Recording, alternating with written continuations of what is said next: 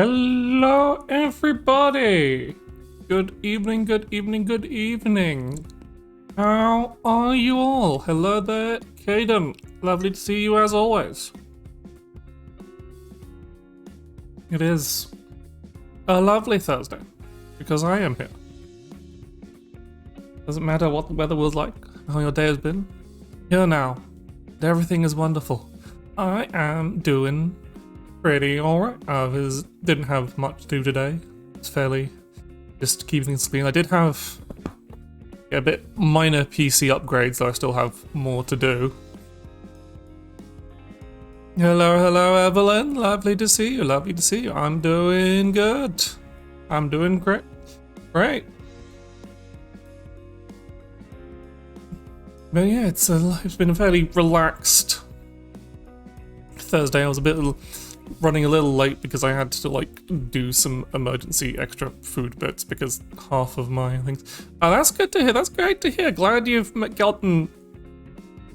glad my little in-depth guide has been useful to you, because I'm going to be doing another one for a different deck. I haven't actually decided what deck to do.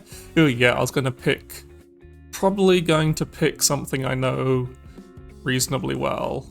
I don't want to just do, I was thinking of doing Artifact Portal, but I don't want to just to do another Portal craft deck after doing one as the first video. I'll have a think about that, but otherwise, yeah, I've just been lots of making sure everything's clean and tidy before I have to head off tomorrow evening, really.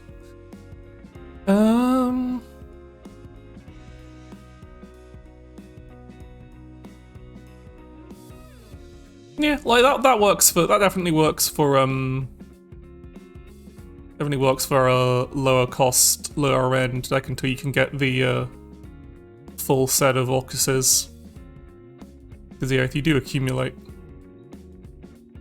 Yeah, I'm only gonna be off for the weekend, so it's only really my Sunday stream that I miss.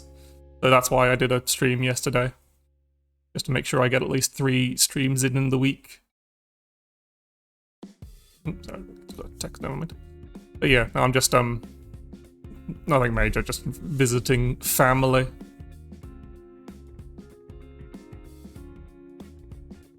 So it won't be gone very long.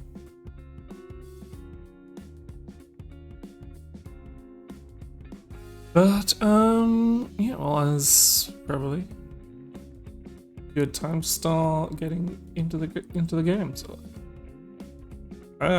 party person. I'm very much not a party person. Never been to I've been to parties and I've had a terrible time. So I'm very much a stay-at-home person. Oh, right, I forgot because I've been just have to start the go back in, because if you leave it on the title screen, it disconnects.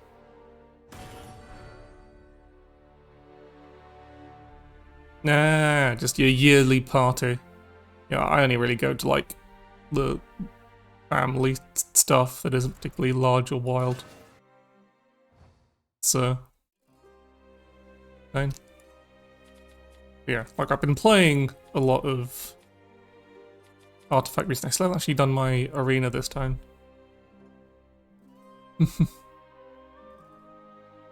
there's definitely one way to live, Caden. Definitely one way to live. Yeah, I've just been enjoying just playing through Artifact and actually getting Cyclical Fate on time. Apparently, when you're on stream, it just doesn't. You just don't draw this card. Terrible. So what they've added, they put in tournament decks. I was going to pick one of those to go through. I'm trying to think what's a good deck to pick. That's probably. I'll pick. Oh yeah, I'll go for one that's fairly simple to pilot, fairly simple to explain. Yeah, that's a good idea. Like doing the challenges and doing the story mode and like just fighting the practice AI gets you a decent amount of rupees because you get some stuff for the first time you beat each of the difficulties of the practice AI. Or maybe I think it's only the later difficulties, but you still get decent amounts of rupees for, as I said, not having to challenge against actual players who might be running meta decks. But yeah, no. Yeah, let's look at Burn Rune as is. I have no missing cards, so I'll just copy the deck as is. And kind of just go through each of the cards as is. So, Earthright Rune. Nah. Yeah, that's going to be a problem until you can get your deck refined, so hopefully it won't take you too long. As I said, don't be afraid to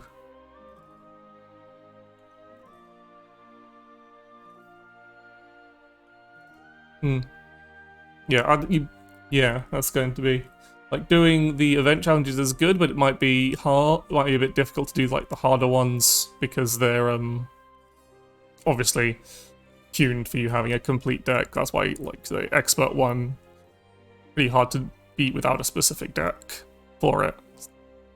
But you can make that up by just grinding the lower tiers a bit more. So it's a bit more work, a bit more like actual time investment, but you can still do it. You can also use the if you want a more complete deck, you can use the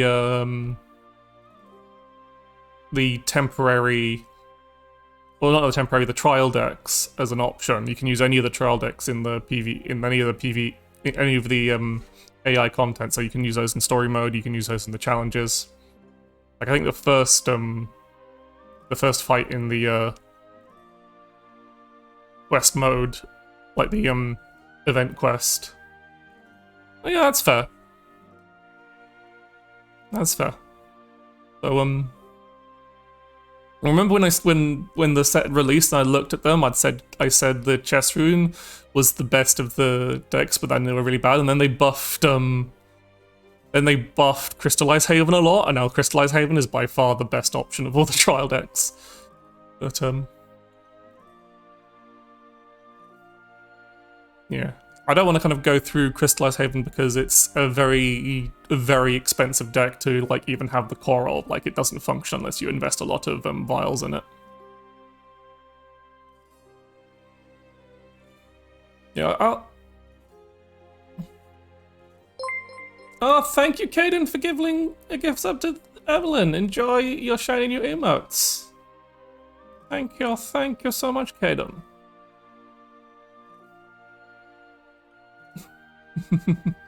You gotta keep your little box. That's all that matters. Thank you very much for the generosity, Caden. Even if I'm fine if you're just motivated by having that #1 box on your name. But yeah, so I'll like I wanted to try and like do a quicker build of like I might not be able to do it this stream because I've used up a lot of my vials on other decks. And I'm missing quite a lot of cards for Crystallize Havencraft. As much as I want to play it, I don't really have the resources to, unless I spend ages like going through and vialing a bunch of out of rotation cards. So I'm just going to do a bit of a clap just so it's easier for me to like have a definite start point so that I know when to clip this for how to clip this for YouTube. So sorry for your ears. I could do. I've already clapped. Yeah, okay. Don't save this Raingraph deck. I will show you how. Yeah, I won't be able to make the decks. I won't be able to like show it off, but because I wanted to. But yeah, if that's what you want, I'll help you because even then you can't understand how the deck works. So Havencraft is there's a few variants of Havencraft in the current meta.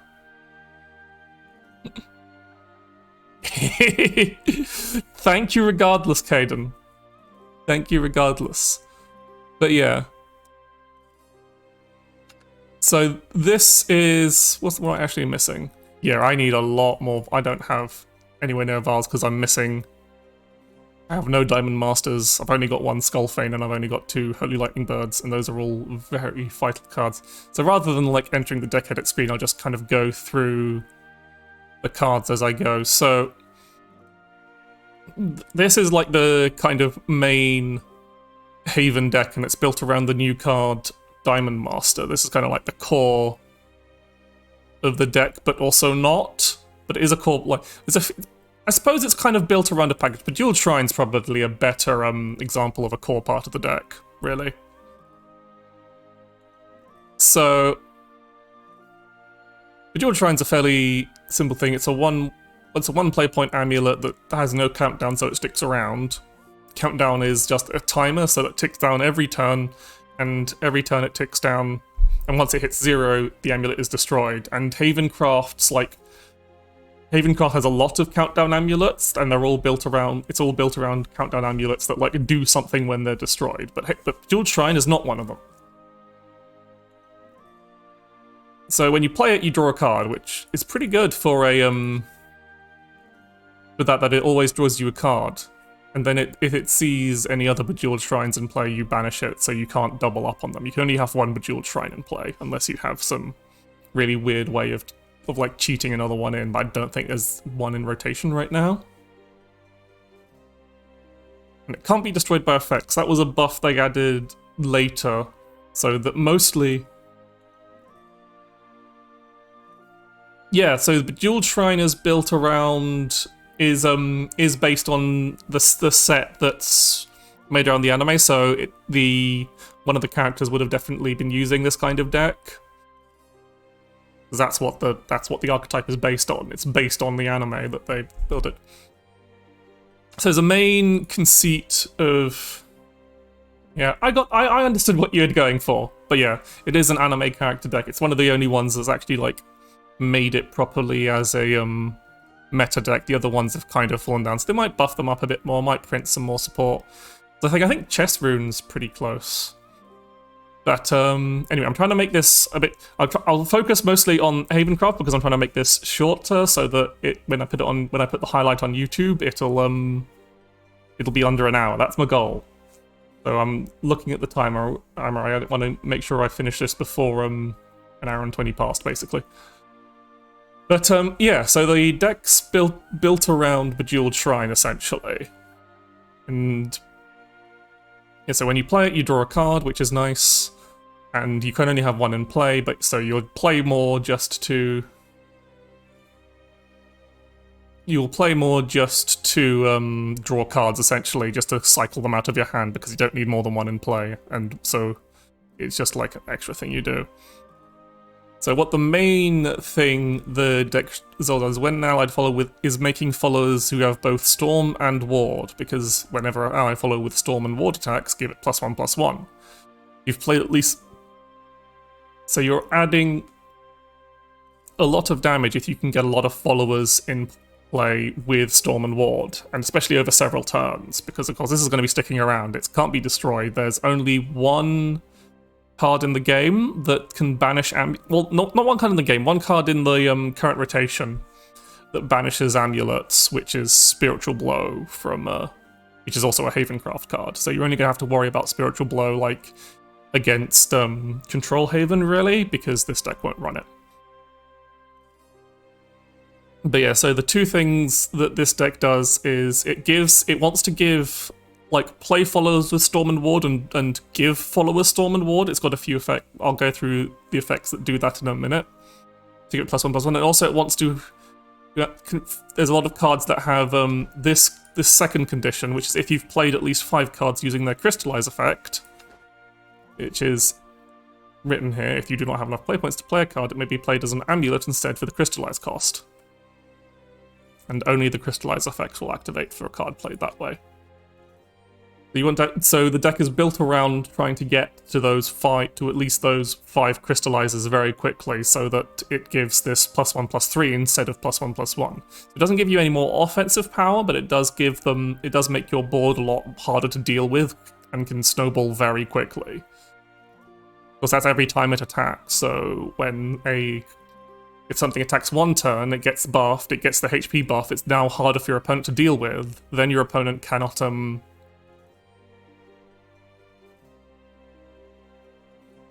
your opponent can't really, kill it, and then it gets to attack again, and it just keeps getting bigger. And can be a problem. So that's how one of those ways the deck snowballs. So that's kind of like the core of the deck, is you want a Dual Shrine in play and you want followers with Storm and Ward in play. And you've got a few ways to kind of get that. I see this deck list even runs Spiritual. This does run Spiritual Blow, which banishes an allied card, but banishes an enemy card. But that's any card, so that can hit amulets or followers. There's no other different card types, really. So that's mostly probably, I'd imagine that's run for the mirror situation so that you can remove your opponent's Bejeweled Shrines. So in that case, you'd probably want to keep any additional Bejeweled Shrines in your hand rather than playing them for the cycle. If you're playing in the mirror, if you're playing another Havencraft deck, because they can actually get rid of your Bejeweled Shrines.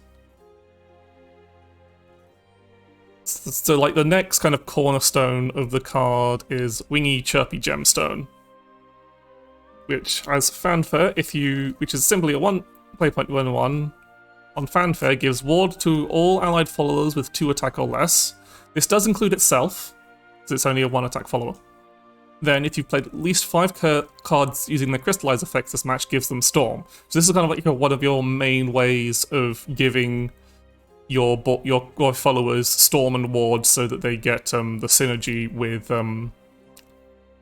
so they get that buff effect from Bejeweled Shrine.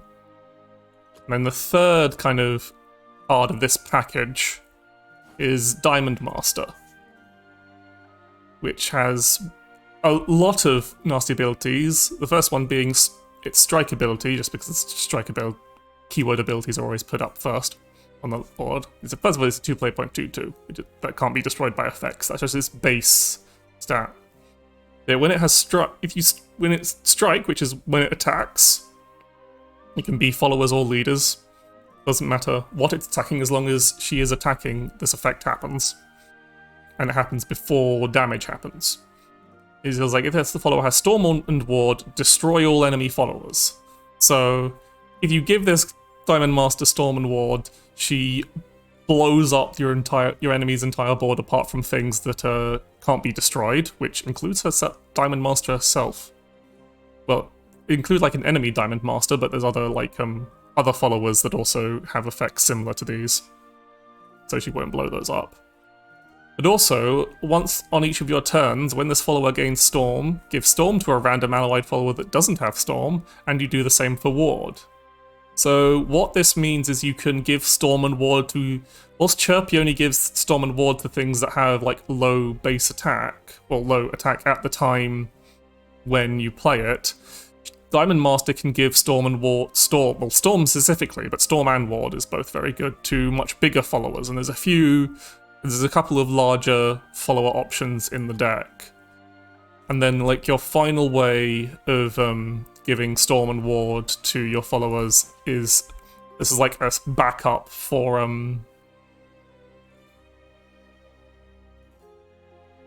is like another version to get this is Sapphire Priestess, which is a 2 play point 2/2, which has Evolve, give Storm and Ward to another allied follower with 2 attack or less. So you almost always use that Evolve to hit Diamond Master. But there are a few other cases, but that's like your main thing.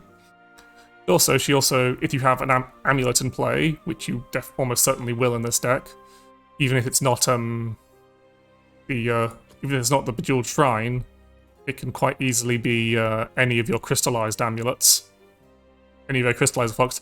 And if you've got that crystallize effect, like 5 crystallizers active, then whenever any other follower in your board attacks, which you'll probably have a few in this deck, you draw a card. So this is kind of like your main way of not only just you give Storm and Ward, another source of Storm and Ward to your Diamond Master or similar cards, or other powerful cards that can be effective. Then there's also a lot of card draw, which is quite powerful. So the deck kind of has a lot of card draw anyway. Like, So then we kind of go through other things. Holy Lightning Bird is another legendary that's also pretty core to the deck. It's a fairly simple one. It's a 6 play point 4/4 Storm, which is alright. It's nothing to laugh at, but the main reason you play it is for its Crystallize effect. Not only because it's just a cheap Crystallize, it's Crystallize 1, so you only need 1 play point to play it. It's got Crystallize 1, Countdown 2, Last Words, deal 2 damage to a random enemy follower, so that's nice board control. But the important thing is it puts the Holy Lightning Bird back into your hand, so you can keep using 1 Holy Lightning Bird Crystallize for as long as you want, unless it gets banished or your hand is full when this resolves, because then it gets burned. And then also, its fanfare is if you've got your 5 crystallizers, you recover 2 play points, so it's effectively a 4 play point 4/4 Storm. Doesn't have ward on its own though, that's a thing to keep in mind, so it will not get on its own, it doesn't get buffed by Bejeweled Shrine. But yeah, that's like Holy Lightning Bird, fairly simple. It's played for this, and then you play it like onto the board to actually deal some more damage. And the last the next probably slightly more important than Holy Lightning Bird, but still, I'd say Holy Lightning Bird is still very mandatory in the deck, is Skullfane the Defiled. Because like that first ability, we'll come back to it later. The Skullfane the Defiled is a bit more of a complicated card, so I'll try and go through it. So the first thing, so his basic stats is a 7 play point 4/4, which is fanfare, destroy all allied amulets. They actually, originally, when this set first came out, the Jeweled Shrine wasn't immune to destruction effects. That was a buff they added later. And so when you played Skullfane, you blew up your own shrine, which was a bit counterproductive. But he also deals 4 damage to all enemies and restores 4 defense to you. So that's like alright, like a 4 play point 4/4 that does that is alright, but then you see he has his Accelerate. It's Accelerate 1, so only 1 play point, where you subtract 1 from the countdown of an allied amulet, which is important in this deck because it means your amulets will trigger faster. And then if that's an amulet that hits 0, you get a Skullfane back in your hand. So you only really want to be accelerating him on amulets that have 1 countdown, unless you're setting up something and have like multiple Skullfanes in hand or something. Because at the end of your turn, if you've played this Accelerate from any Skullfane, doesn't have to be the same Skullfane because it's actually putting a fresh Skullfane into your hand every time, which is important. Then at the end of your turn, if you've played that Accelerate effect 4 times, you subtract 4 from its cost. So it goes down to a 3 cost, and then a 0 after 1 turn, and then a 0 cost after another turn. So that makes that very powerful, especially if you give it Storm because you can of course give it Storm by Diamond Master. So you get this very big swing turn where you play a 0 play point Skullfane for or as even like a 3 play point Skullfane. And you deal 4 damage to enemies. If you've got any countdown amulets on the field, they get blown out. So 1, you get a bunch of you get all their effects early, and 2, they clear out your board for make board space for you to put other things. You deal 4 damage to the enemy's face and heal 4. And then if you give it Storm from Diamond Master, you can then hit face for another 5 if you've got the Crystallized Amulet, or more if you evolve him, but you'll probably have a better evolve target than Skullfane, because you might have well, really, like in that, usually that case, your best target for evo could be anything, because anything will do damage, so it might depend on the situation. Like Diamond Master is a good evolve target because it's immune to destruction effects. Obviously, Sapphire Priestess, if you're using that, it will use your evo if you're giving that Storm. If you're giving Storm to Diamond Master with that. But preferably you want to use Wingy because it's a fanfare and is 1 play point cheaper than Sapphire Priestess. So like, you can do Skullfane, Diamond Master, Wingy, and that's 6 play points for 4, 5, 8, 10 damage without Evo. No, 11 damage. Yeah, 4 and 5 is 9. No, a lot more than 11. 9 plus 3 is 12. 15. 15 damage without Evo on turn 6, whilst also blowing up all enemy followers. You're doing 4 damage to anything that might not... So you're 4 damage to anything first, so they might not even have a board worth to blow up. But you'll probably also get rid of any of their annoying wards. And then you play, and then you have that. So that's kind of like that's the kind of big best combo you have. And if it can be slightly better because there's a few other options that make this. You also have Magus Jester as a card. It's a nice bronze card that has Crystallized, which is a very simple card. It's 5 play points for a 5/5/2/3 Storm Ward with Fanfare, summon another copy of it. So that's alright. That's like 5 play points for 2/2/3 Storm Wards. And obviously if you've got a Dual Shrine in play, then that's a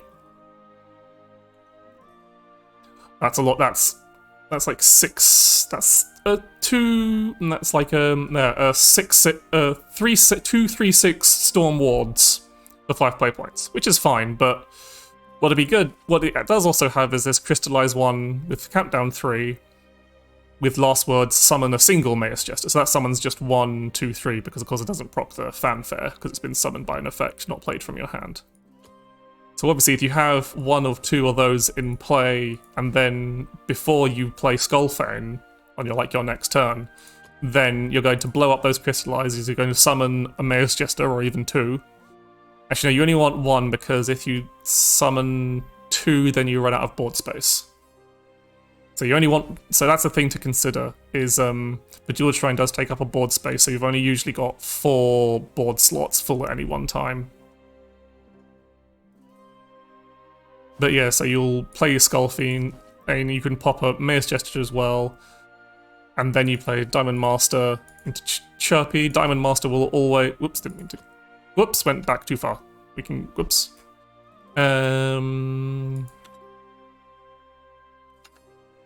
Was it? Yes, it was this deck. It was this version. But, yeah, so if you have a Magus Jester active, like Crystal Amulet on the field, then you play a 3 play point Skullfane, Diamond Master, Wingy. Wingy gives Diamond Master Storm and Ward, which then gives Skullfane Storm and Ward, and then all you need is an Evo, and that's 20 damage. That's an OTK. So that's kind of like the scariest thing this deck does, is just OTK you on turn 6. That's why it's doing pretty well. But obviously this assumes your opponent doesn't have now anything to stop you. And there's a few other cards that are like... Vajra Champion is another card that's very good with... that's kind of a tech option. It's not kind of necessary, but it's very powerful. Which is simply, it's a 7 play point, 5/5 with Rush and Clash, which means that any time it attacks or is attacked by another follower, you trigger this effect first, which is a very powerful Clash, because it's banish the enemy follower. So off the bat, whenever he clashes with, whenever he attacks an enemy follower, when any follower attacks them, they just get banished instantly. So they don't even get to do damage. He doesn't even deal damage. He doesn't take damage, because the enemy follower gets banished before that even happens. And what makes him very strong is whenever you play an amulet, which includes crystallize effects, you subtract the cost from him if he's in your hand. So you can, with the amount of amulets this deck plays, you can quickly make this into a 0-cost card. And then again, you can play that along, give that Storm with Diamond Master for some more damage, or you just use him to control the board and counter things like Artifact Portal, because he banishes rather than just because he banishes them, he can greatly hinder their ability to get their 6 artifact names destroyed. But they do have a fair few ways to deal with him, because Obviously, you can't deal with him via attacking him because he'll just banish them unless you have an effect that makes them immune to being banished. But otherwise, you would generally want to use like removal spells or damage, indirect damage to deal with him. He's like another thing you can add, like, again, that previous power turn I described, he's not as... the thing is, if you play him alongside Skullfane, then you're not guaranteed to give either, like, only one of them will get Storm, because Diamond Master will only give Storm to one thing. So yeah, like, if you're trying to cut the cost in this deck down, you can take out the Vajra champions, but it's really not recommended. I'd probably replace him with some cheap option would probably be... Actually, I'm going to copy this. I am going to go into the deck builder screen now so that I can actually like show some alternatives, because this is one of the cards you can actually... Yeah, I can't make the deck.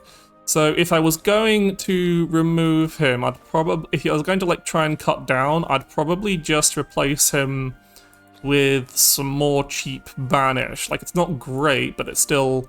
You still kind of want the banish there, so... Black Inscripture is a basic card, so you always have that. So that's probably what I'd replace him with. The few... Like, if you have Uranus, but not him, I'd also possibly consider him, because you can get the...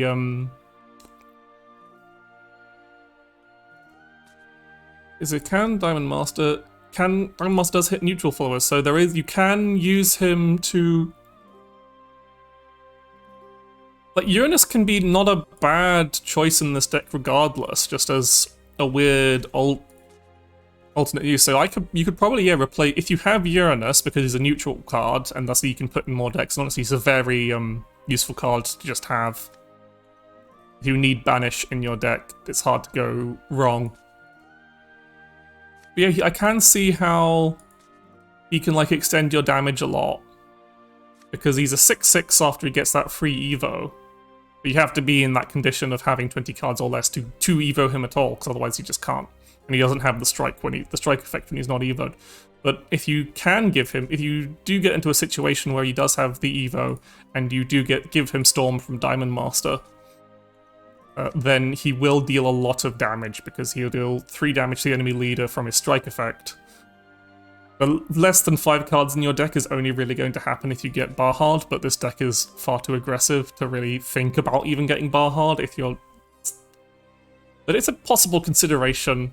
Like, he might end up in the deck if that's a thing. But yeah, the other, like, expensive legendary card is Gillenese. He's kind of her invocation effect doesn't really matter in this deck, again, because it's an aggressive deck, so you don't really want to get to turn 10, which is when this will happen, is when her invoke will happen, so we can kind of ignore that for now. But her main thing is she works pretty well with this deck, because she's got 2 attack, she can be given Storm by Sapphire Priestess and Wingy, and then you can evolve her with her effect that gives +2, -2 to a follower. So you give her Storm, then you evolve her to give her this effect, and that makes her into a 6/2, because she's a 4/4 after Evo. The 6/2 with Drain, and then you have a Bejeweled Shrine in play. When you attack with her, she then becomes a 7/5 with Drain, Storm, and Ward, which is just a very, very powerful option. I just realized you can't actually use Sapphire Priestess in this instance, because you have to evolve her to give Storm and Ward, but that's still very powerful with Wingy.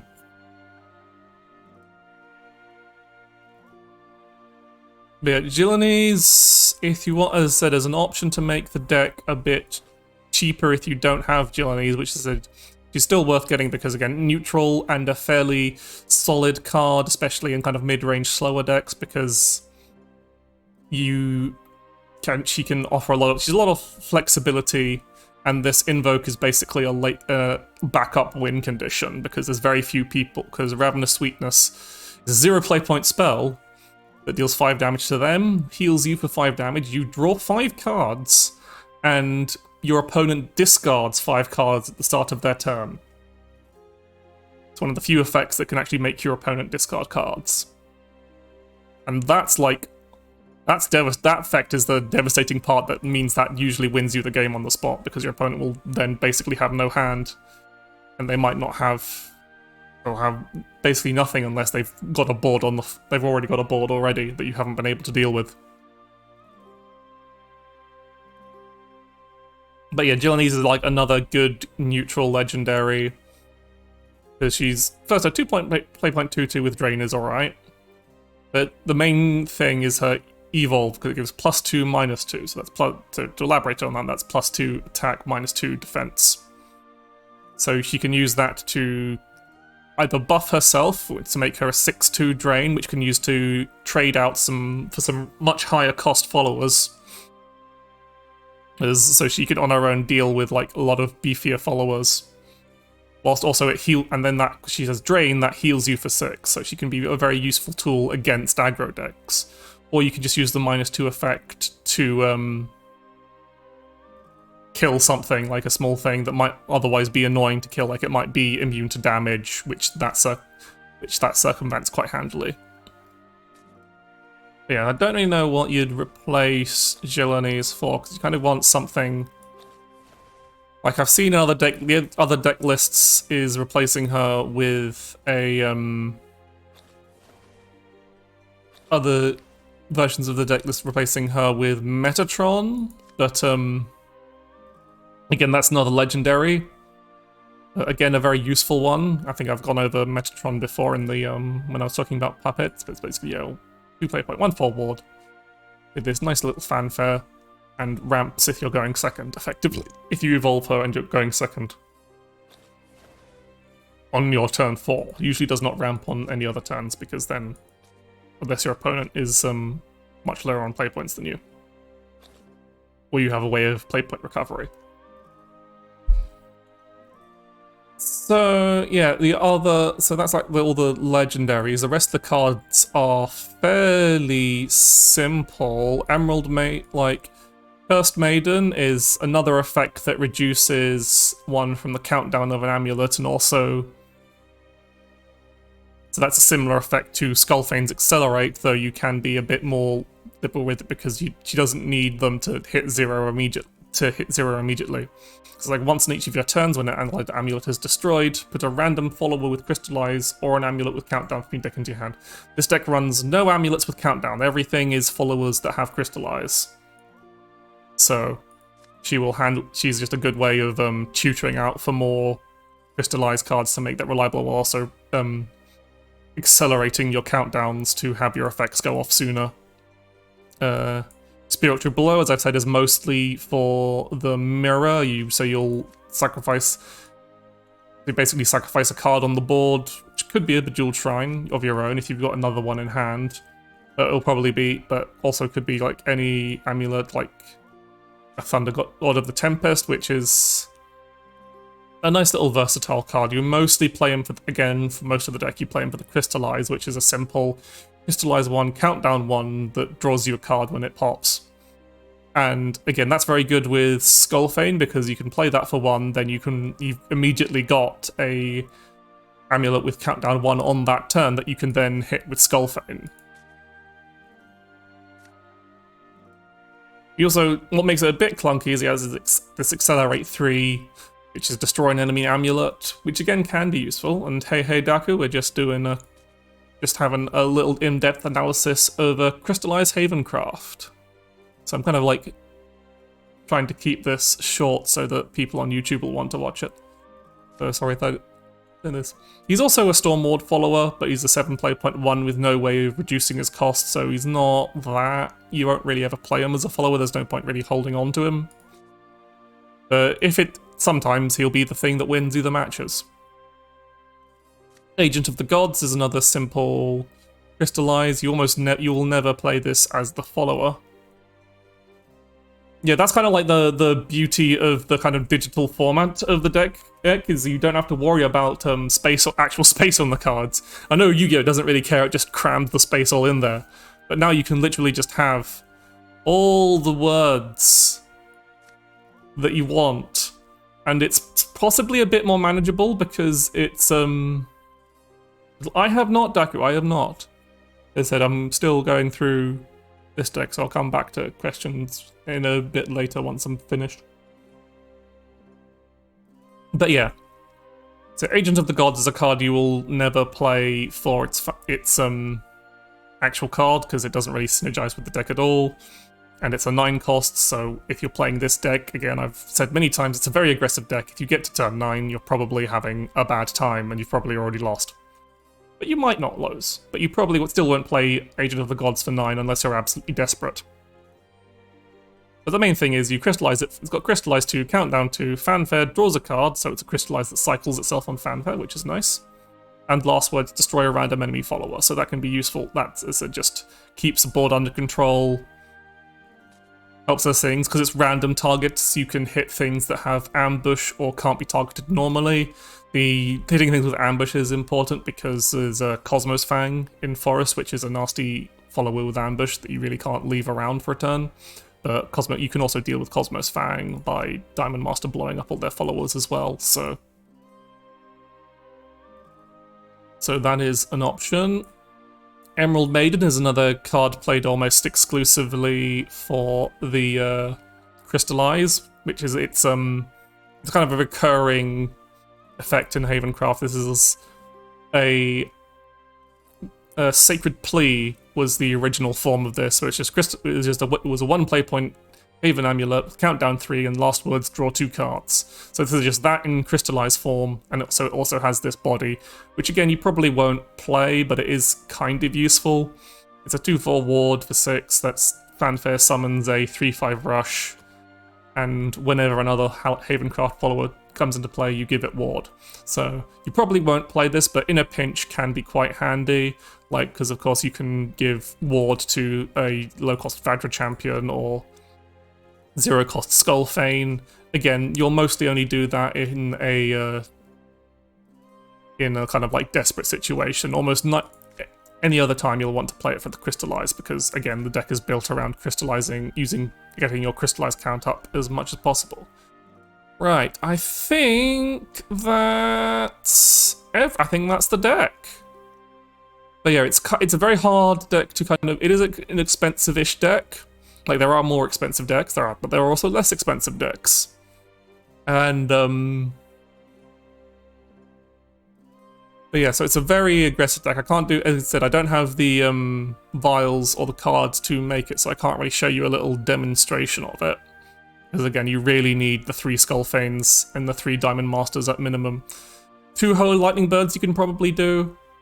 Like, if I was going to try and make this cheaper as an option, I'd take out 1 Holy Lightning Bird.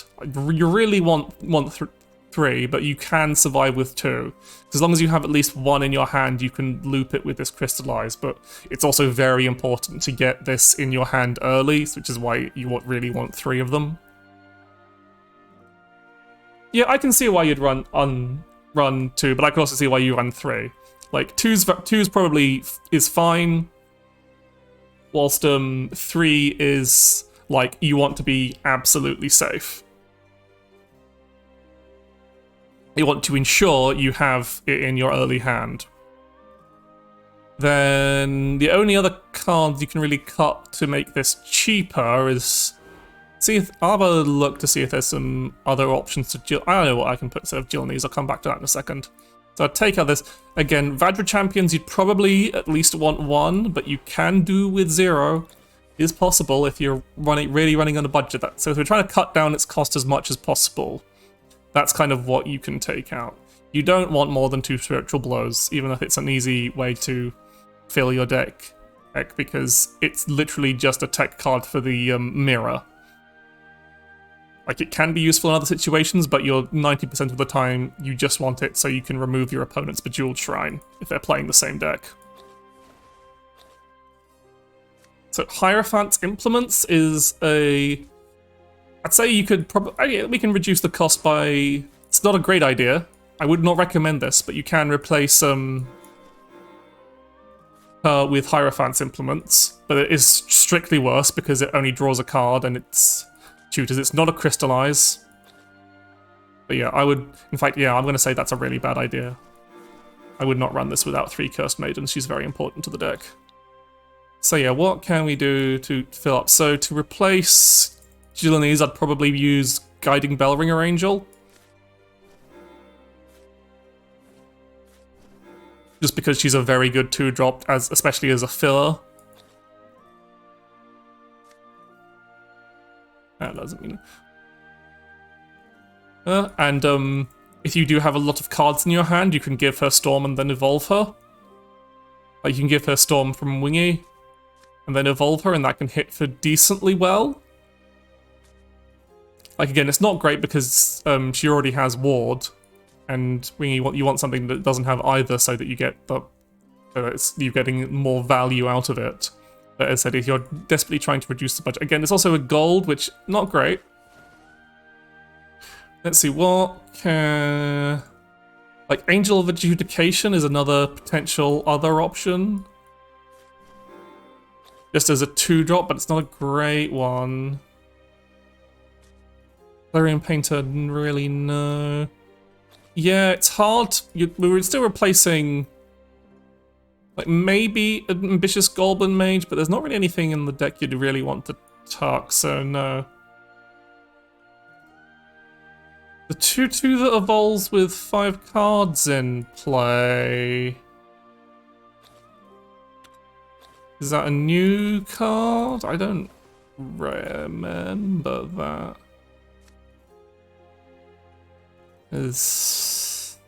Oh yeah, Kamiya. Again, another gold. But Kamiya is a decent option. She has Ward. And if you can give her Storm, she's got this. If you can make a decently wide board, she's got this strike effect when she's evoed.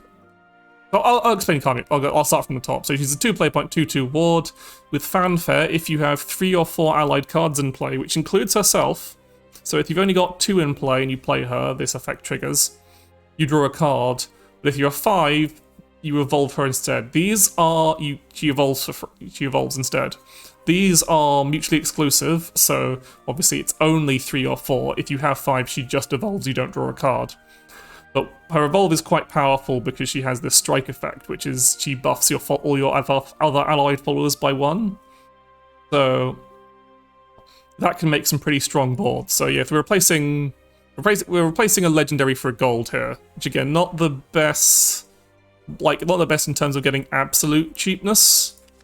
Like another one could be Twinblade Featherfolk as another. If we're going complete budget,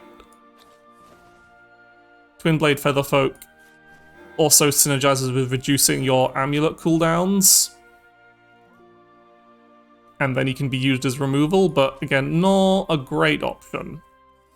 Like, I'd say Kamiya is the best option for replacing that 2-slot. And then you're replacing Vajra Champion with a couple of Blackened Scriptures. What else did we take? We took out 1 Holy Light Mine, so you could probably just run 3 Blackened Scriptures there. And yeah, I still don't have enough vials to make.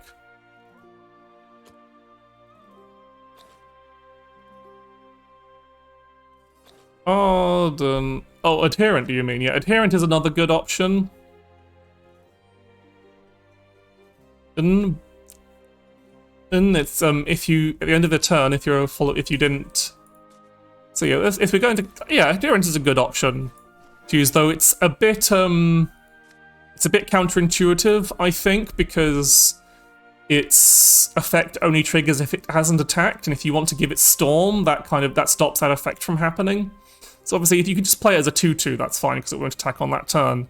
But like any later, and it becomes a problem. So I'd much rather run Kamiya as an option there. There, I keep clicking through. Sorry. Yeah, I don't think I get the idea of why you'd want Adherent to save yourself from burst damage, because the damage shield can be quite useful. But I think this deck's too aggressive for that kind of like passive, that kind of defensive play. Ascended Prison Priestess doesn't find anything. That's legendary, we don't want that. But yeah, Kamiya is probably your best bet for replacing Gillenese, but really I'd rather, again, Gillenese is a very good, Gillenese or Metatron, they're kind of interchangeable. You either want one or the other. So like, you could also run Metatron in that two play point slot as well. And that's perfectly fine. And like, they're decent crafts because they're, as I said, they're very widely used neutral cards. You can put them in a lot of decks. But, yeah, if you want to absolutely cut down on your legendary cards, you can. But again, this is still a fairly expensive deck because you've got 9 legendaries minimum. Well, okay, 11, no, not 9, 7 legendaries minimum. No, 8 legendaries minimum. 8 legendaries minimum, because you have to have 3 Diamond Masters, you have to have 3 Skullfanes, and you want at least 2 Holy Lightning Birds. And again, you really want to improve it with the Gillenese or Metatron in that two play point slot, and then the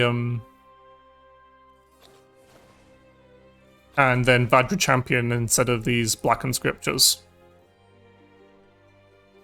One nice thing is, whilst it does have, this is still a lot of gold cards, the Bejeweled Shrine, obviously you get a free set of these Alt Art Bejeweled Shrines from the event, so make sure to pick those up, because free golds, free animated golds, and you get Bejeweled Shrine that has the cute, the girl on it, instead of just, so unless you would rather have the Bejeweled Shrine that's just nice and pretty on its own. Where is it? Where is it? That's nice and pretty on the end. I don't even have any. I think I liquefied them. Because I have the... I prefer this one. It's anime. But yeah, so that's a card. This is, you can get Bejeweled Shrines for completely free.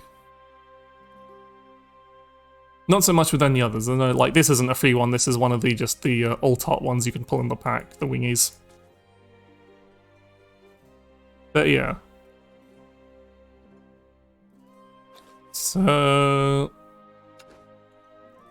I'm just going to save that as slightly.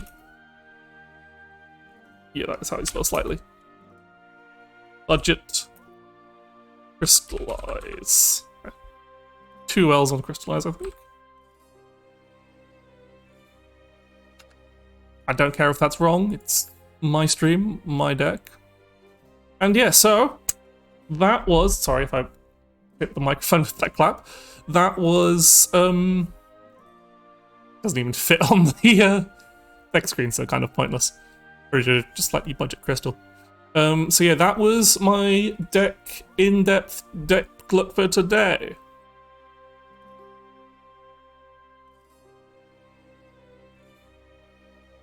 Do you want to know how to, like, play against this deck? It's pretty difficult, really. It's, I'll just put into preview so I can kind of like see. Like, obviously, you can only really remove Bejeweled Shrine itself if you're playing Havencraft and you play Spiritual Blow. That's the only thing that can remove Bejeweled Shrine in the current meta, because I don't think Forestcraft has any Amulet Bounce available. But yeah, the main way you'd play against this deck is kind of, you have to play super defensively. You want stuff that can kind of stop Diamond Master even if it blows up your board. You don't want to let them get any kind of board sticking at any point, because that can really snowball against you. You can beat them by being just more aggressive, because the only healing in the deck is from Skullfane himself. So if you can just play a far more... Because in the early turns, they're not going to be playing... Yeah, you want... Like, in their early turns, they're just going to be playing... This deck just plays Crystallize as an amulet. It does not play followers. It doesn't start playing followers until, like, turn 4 at the earliest. You won't unless so you want to or you can kind of pressure them into playing followers. Like you can pressure them into playing a Sapphire Priestess just as a 2/2 to contest your board.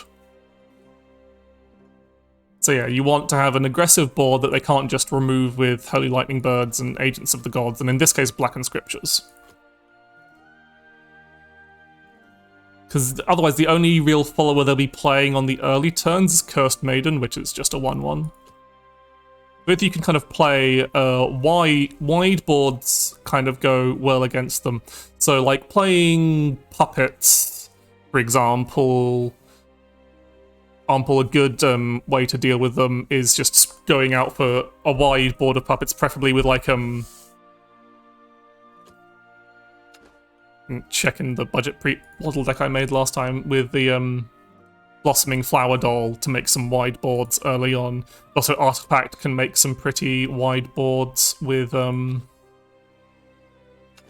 its various cards. So just a quick preview. So like you can kind of hold around with Vermidia and of course Merciless Voiding.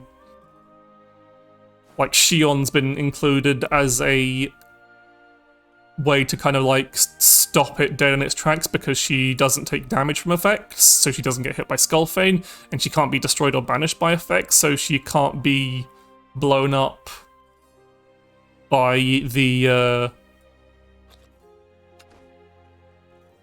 she can't be blown up by Diamond Master. So she kind of just stops that combo. If you nice. But yeah, like Shion kind of, if you're playing up Portalcraft and you have Shion, she does like kind of stop Diamond Master dead in her tracks because they literally have no way to kind of push, they have to trade in to push to kill her. And if you just play her and Evo her, she's just like there being annoying. So that's why a lot of Artifact decks are running Shion. She's also very good against Artifact itself because she's immune to the effect from Full Blast Gunner. And also Ralmia. There's lots of effect damage in this deck. As I said, there's loads of ways for this deck to kind of like deal with a board without actually trading in, and that's what whilst Shion is a card you have to trade in to kill because she's immune to anything that's anything effect wise. She can only be killed by like actually hitting her with followers. But yeah, so that what's also say it's probably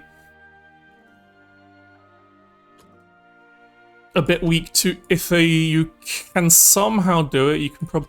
So the other kind of aggressive deck that kind of works pretty well against them is Fairy Forest Craft.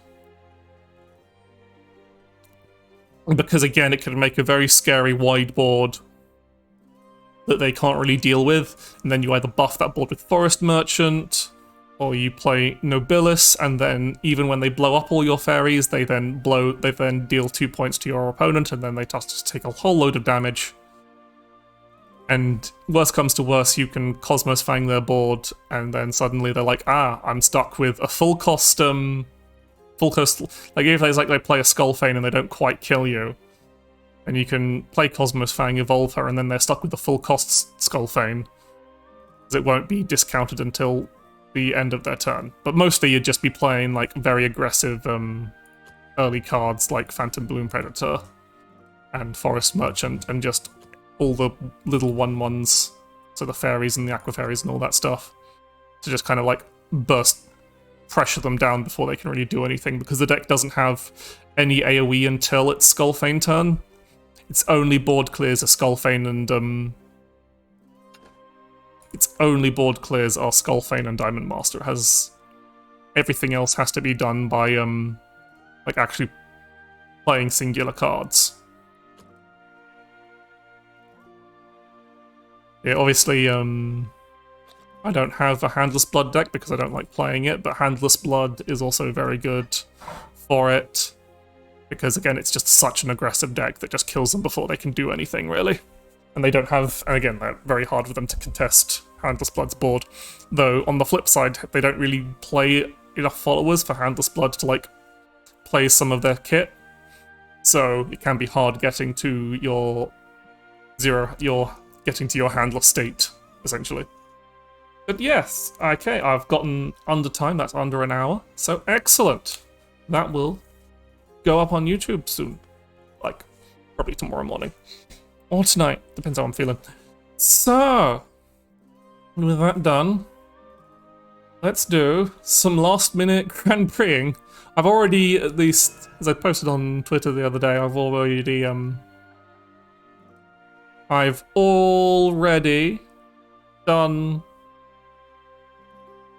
qualified for Group A, which is nice. I just need to make sure I actually qualify for Group A finals. And yeah, what shall I play? I said I really wish I could show off the Crystallized Haven in deck, but I said I just do not have the vials for it. I'm gonna show off. Okay, Fairy. I'll play. Because we've only got a little amount of time before the day rolls over. I'll try and this will be a good way to like quickly win or lose. So yeah, for those who don't know, this is the GP format, which is basically you got to try and win as many matches out of 5. If you win at least 4, you go up to Group A, which has, and then if you don't, you go down to Group B, and then if you need to win 4 matches in Group A to get into the Group A finals, which gets you better rewards. Odds, if not, you go into Group B, and if you're in Group B already, then you need to win, I think it's 3? Might be 3 or 4, I can't actually remember. But the Group B is kind of like the lower rung. Like you'll still get decent prizes, but you won't get. It's mostly the extra cosmetic stuff you get in Group A. It's like Group A like guarantees you get the sleeves. I don't actually remember what the sleeves for this. Oh, it's a Cosmos Fang evolved.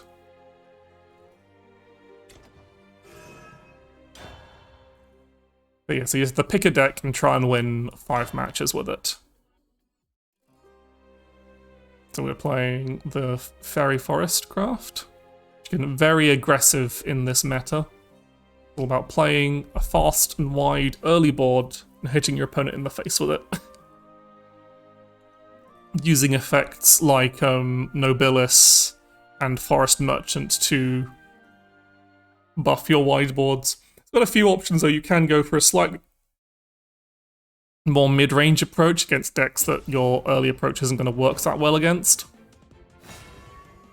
So against Dragoncraft, so we really want to get that very early aggressive on because they're going to be playing some ramped formats, and I've been... So I'm not going to keep Blast Fairy in this because there's... Actually no, I am, because it generates a fairy.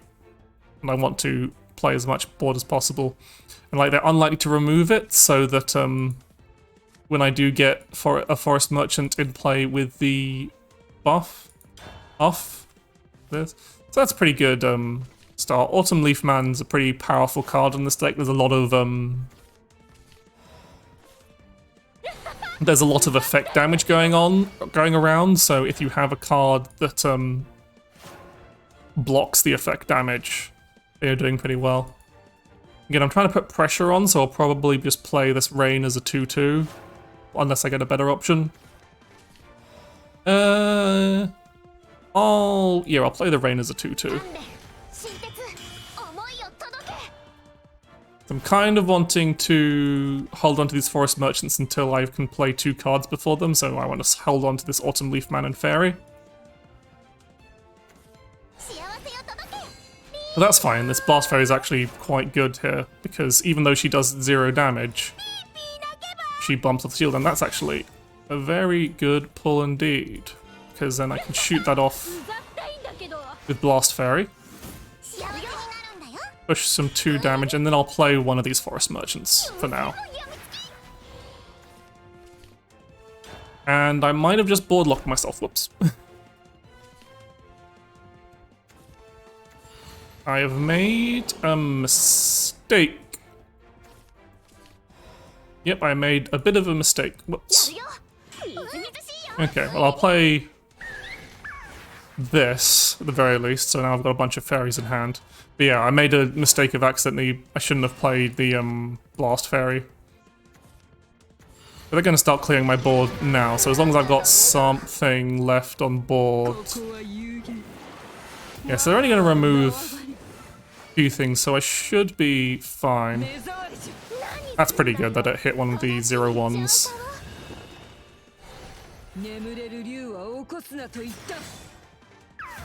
So I can make a decent, What I'm actually probably going to do here is ignore that C-Long. It doesn't really matter much to me on the board, and they'll probably try and use it to trade because I'm going to do a very aggressive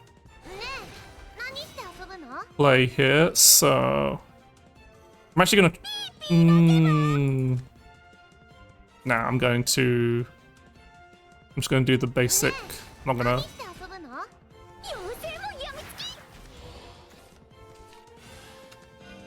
Going to evolve... Maybe I should have evolved the other one, but this just makes it...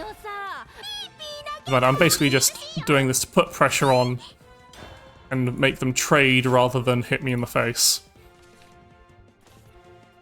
Because I'll outrace them. I should have evolved the Forest Merchant, because if... Okay, it doesn't particularly matter, but yeah, that was a slight mistake on my part.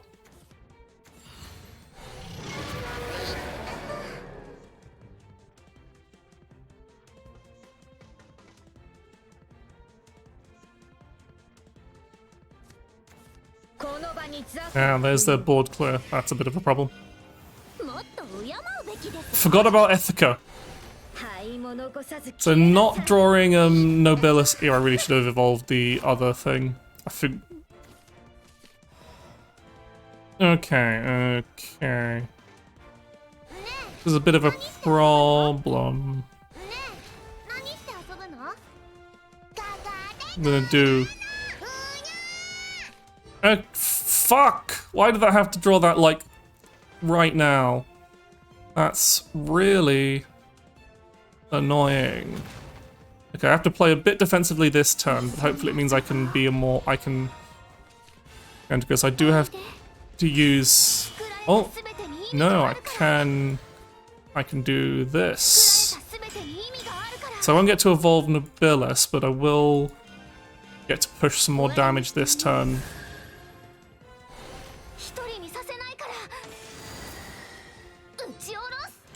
So unless I'd really like to top deck, Okay. We're still pushing damage before they get but it depends how much they can heal this turn, really. That is a bit of healing and some recovery, and they're getting the Baha. Like, if they actually activate Baha, that's... actually, that is kind of a problem. I don't actually have a way to kill it. Okay, so we can't invoke, but that doesn't matter. We don't actually have any more,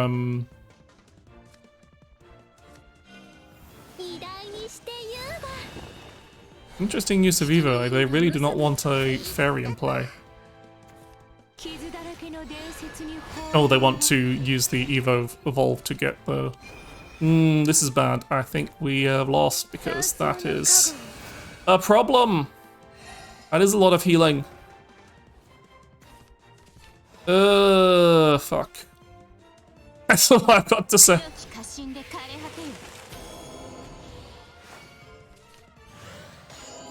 I think we're a bit screwed. You know, I really wanted to draw this a lot earlier. Yeah, we're fucked. There's no... Yeah, no, lost this. No point continuing. Even if we're able to clear their board and deal some damage, we're just going to, they're just going to heal it back at this point. No, we did not get...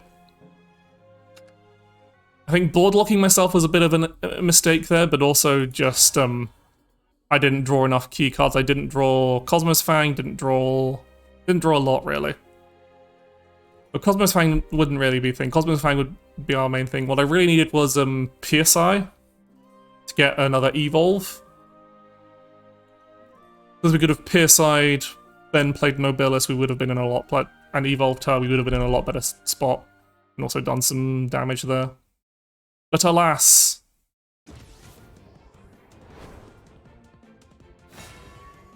Okay, Runecraft. There's quite a few options Runecraft can be. It's usually either playing Spell Boost or Dirt these days, so there have been people playing... We want Pierce Eye, we don't want to... Actually, let's not. Against Runecraft, I don't want to keep any of these cards. It's like, getting any bounce would have been really good. Any of these would have been really good. So there's Nobilis at least. So what I'd like is cards that make fairies, essentially, now. That is not a card that makes fairies. This is unfortunate, but we've got Pierce Eye in hand, so I really don't want to use this Rain.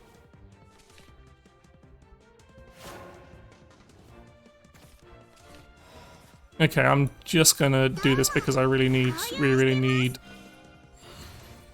stuff in hand. Play stuff in hand. Okay, there, that makes a fairy.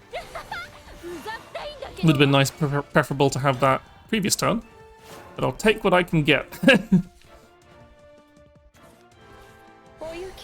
Okay, so they've just got the...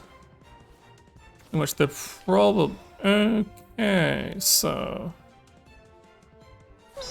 We can do this... That... And that... And punch them for 0 damage anyway. Keep Fairy in hand because I don't want to get board locked. I'm thinking they're not playing Yukushima. So...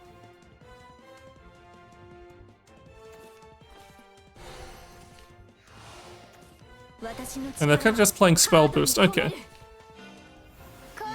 They just didn't have anything else to play before then. Again, they really don't like Autumn Leaf Man, which is a bit silly because, arguably, the other cards I have probably scarier.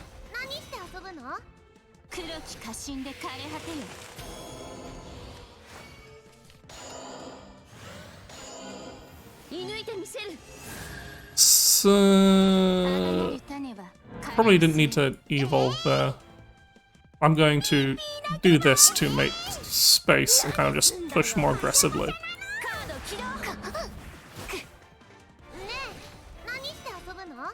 This would usually invoke a Rain, but my board is full. I think that's pretty good. That's pretty aggressive turns. That puts a lot of pressure on them. They're playing Spell Boost runes. They don't usually have too much AoE at this point.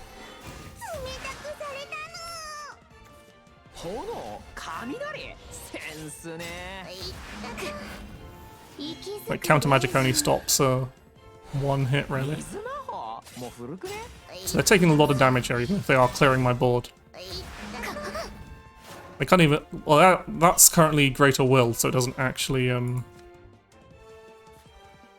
take any damage. But I think I'm just gonna do the classic PSI combo, just to, again...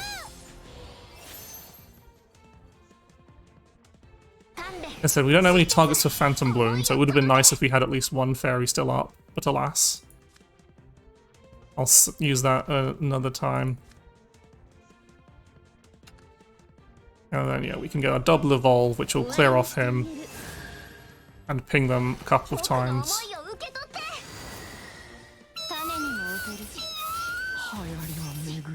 So that doesn't do any damage, which is kind of annoying. So we don't have... This fairy isn't buffed, so there's not actually a good reason to play it. We'd rather keep the 1-cost follower in hand so that we can potentially Phantom Bloom next turn.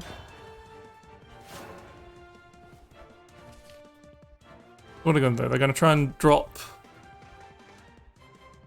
Like, I don't think they're spell boosted enough for...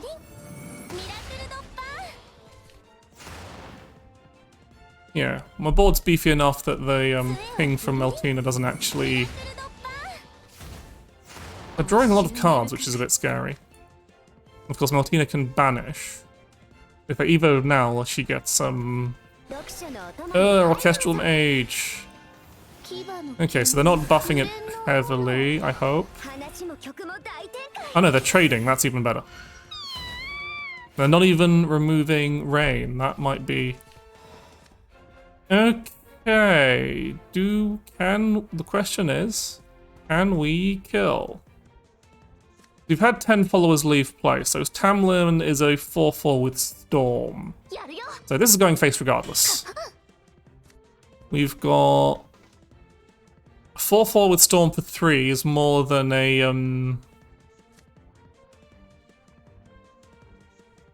3-2 with Storm for 3, so that's better, but he does have Destroyer follow. I think we're just slightly short of killing. So since we have the play points, I'm going to play this Miracle Harvest because we might draw something that lets us kill. No, it does not let us kill.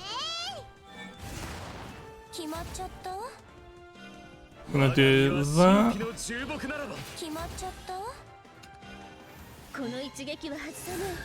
Well, I think they've conceded. Yeah, they conceded, which is amusing because we didn't have lethal.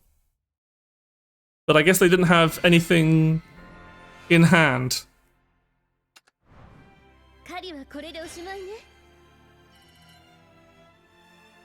Like if they had a Kuon ready to go, we'd just been screwed. Because I don't think we've got actually any way to. If they had Kuon in play, if they had Kuon and the duplication spell in hand ready to go, we'd be completely screwed because we'd have no way to punch through the warded Shikigami, the warded celestial, like I can't remember what it's exactly called, but the big 10-10 can't be destroyed. So what I was basically going to do next was use Phantom Bloom to hit them in the face rather than the second one, because we want Tamlin's destruction effect to be able to punch through the ward.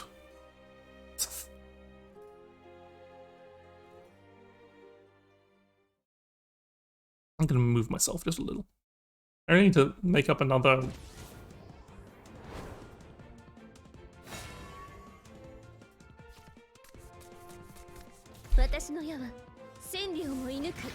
I do need to keep in mind I've got this section of the screen you can't see. So we don't want Tamlin, we don't want PSI. Against Swordcraft, we really do want Precocious Failport for, because it is very good. A lot of Swordcraft I'm seeing these days seems to be playing the hero deck, which seems very inconsistent.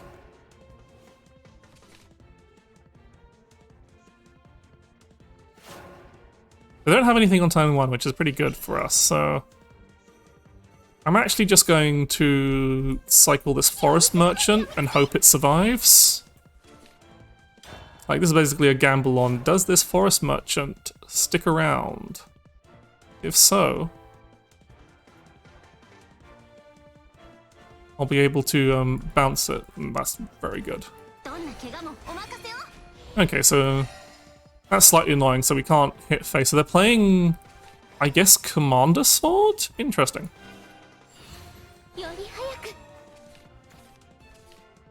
Okay, so since you've only got 2 Evo points, I'm actually going to play this Rain as a, just a body on the board for now.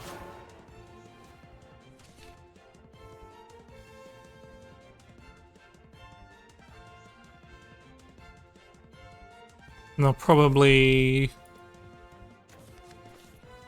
Ew, that's annoying. Don't actually have a good way of dealing with that in my current hand. Okay, that makes my life a bit easier. So, before playing anything else, I want to... Aqua Fairy.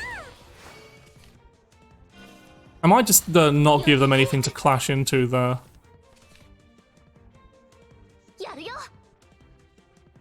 Like, I can play the Precocious.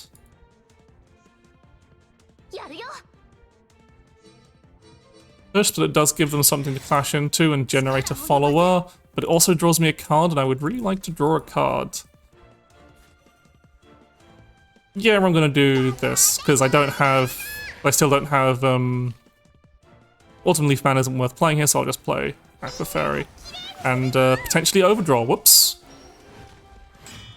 Whoops, forgot I'd be, getting Rain in hand. So they can clash into, with, Chimera to get a follower, but that's good. But yeah, I did make a mistake there. I should have played like Autumn Leaf Man or something just to reduce my hand size.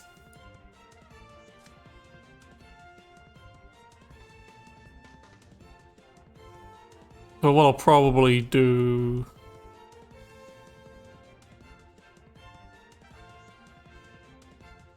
next turn is just, okay, so they're trading in.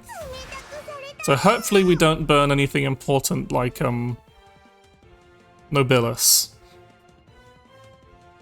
Shining Valkyrie we can't play because that puts... Thing is, even if they do make a fairly strong, wide board, we can quite handily, we can at least bounce it on, turn 6 with Cosmos Fang, which makes all of this very inefficient. But currently, we're in a bit of a pickle.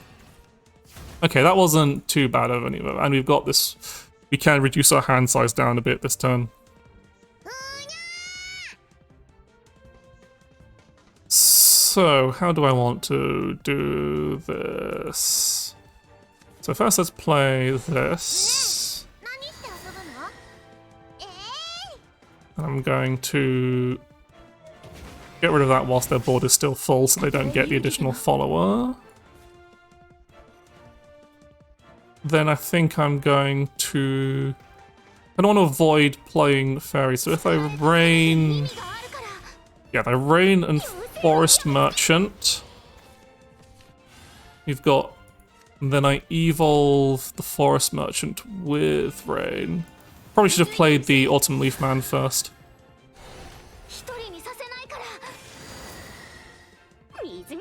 And then can bump off one of those, bump off one of those. I'm actually going to hit face with this and then play Autumn Leaf Man. The damage resistance is probably, which will, if they were playing hero, that would be really powerful because they would want to play heroic entry on this turn. But I don't think they're playing hero because they would have played some hero cards by now. So they're almost certainly playing just a more standard Evo rally list, I think.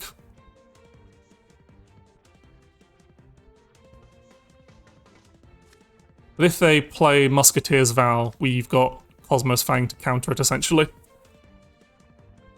And again, this kind of wide board is quite effective against Musketeer's Vow with the damage immunity because it's resistant to the Bane Follower's damage shot. Which is very good for us. The fact that their turn's taking a while makes you think, yeah, it's Musketeer's Vow. Yeah, they've gone for the defensive option.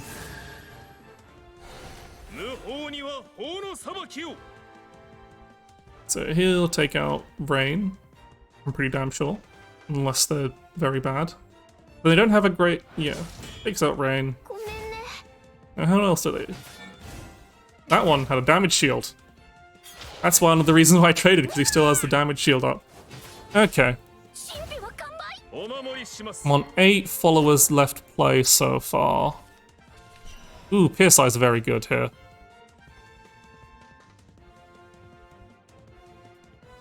So we can do this. Nobilis does not buff this fairy because it has more than one attack. She only buffs fairies that have one attack, but that's 4 fairies she's hitting, which is pretty good. And then we can evolve her, which not only gives -1/-1 to the enemy board, but we've also Pierce Eye, so that's another 2. So we can trade her in there. And again, we're losing a Rain Invoke, but there's no reason not to play out these fairies, because we want us to have a wide board. We want to just play them out when we can so that they hit for a lot of damage.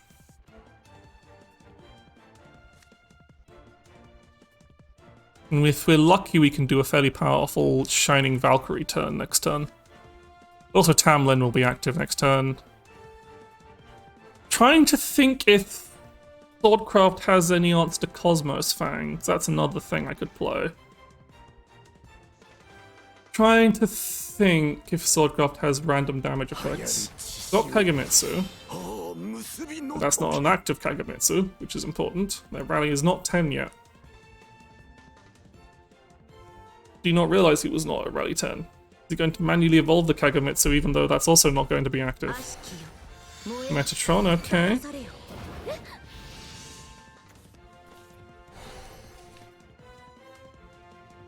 Interesting. Okay, so...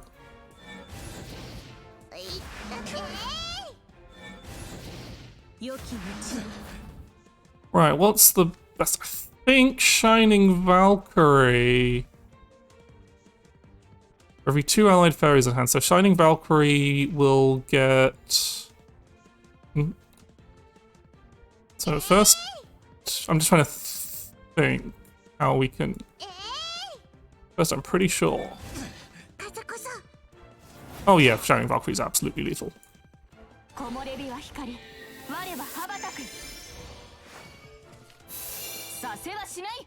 Just evil with it.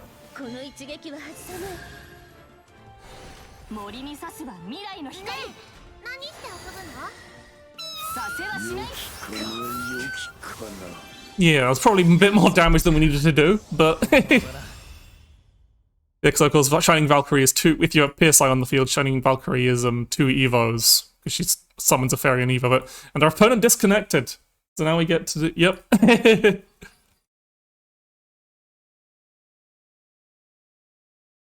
So we just have to wait a bit. Yeah, I've actually seen, yeah, a few people playing Sword Grab. They've lost to it once because they just absolutely got the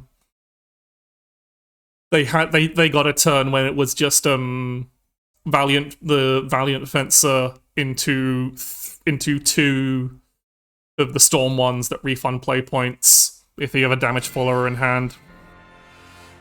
And then they played Valiant Fencer, played the 2 Storms, then played 2 Spell Scourers and just killed me on the spot.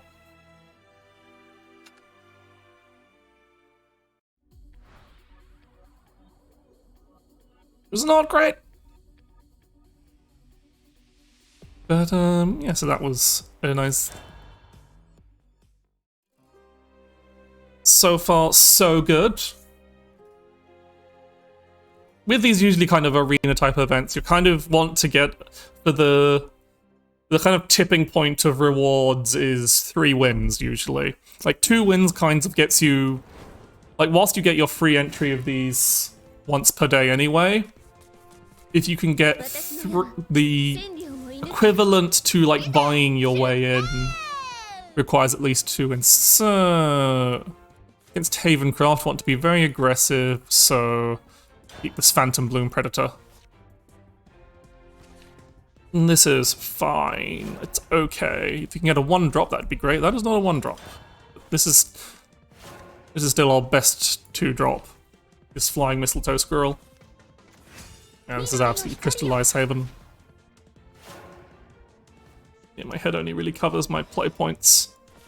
And so Shining Valkyrie also more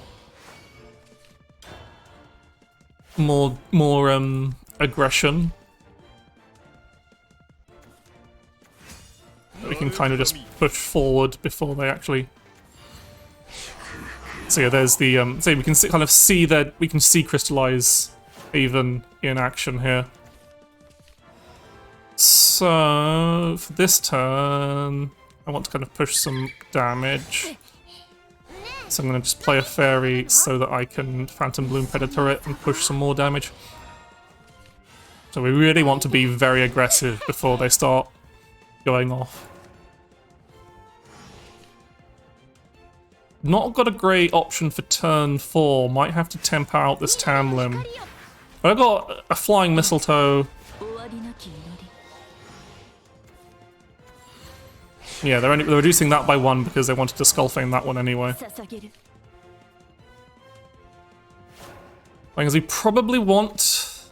Oh, that's great, because we want a lot of fairies so that our Shining Valkyrie turn is pretty strong, but we also want to make sure we don't overdraw. So it's probably... Yeah, we just play...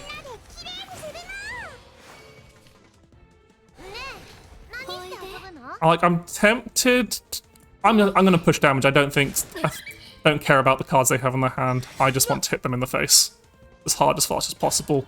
So the main thing that punishes us here is Gillenese. because that'll heal them, but that's also why we want to hit them just for as much damage as possible. Yeah, so they're going to Gillenese, and then they won't be able to evolve it with. They also don't have in this place, so they'll only be able to like. Yeah, they don't actually have great options for that because their crystallizers aren't active. I'm pretty sure they're not at 5. They're overdrawing. Yeah, they've only played 3 crystallizers.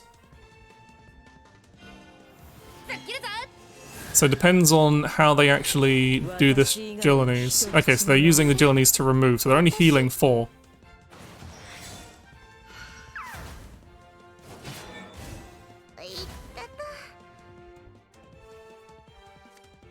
So this will fill our hand, but it will also just be a very powerful turn. So we'll draw a card. So our hand is now full, so we'll overdraw next turn, but this is such a powerful, like, damage pushing turn that we kind of have to do it. This is a very big, that's a 7/7 Shining Valkyrie.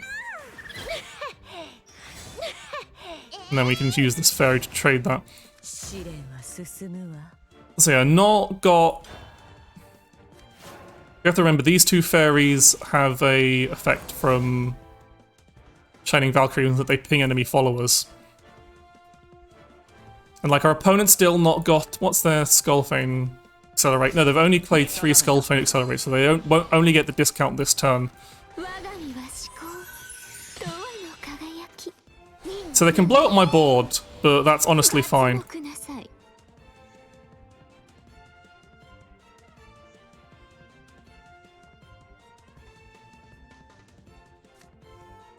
Like, that's pretty much all they can do is blow up my board and hit my ice for 3.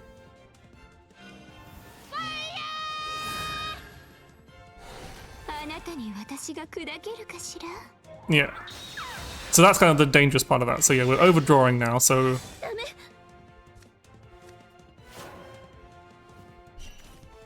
That would have been kind of handy, but not actually necessary. If we could just play this actually would have been a case where if they didn't have wards in play, we would have been able to just play that. So best thing for now is this PSI.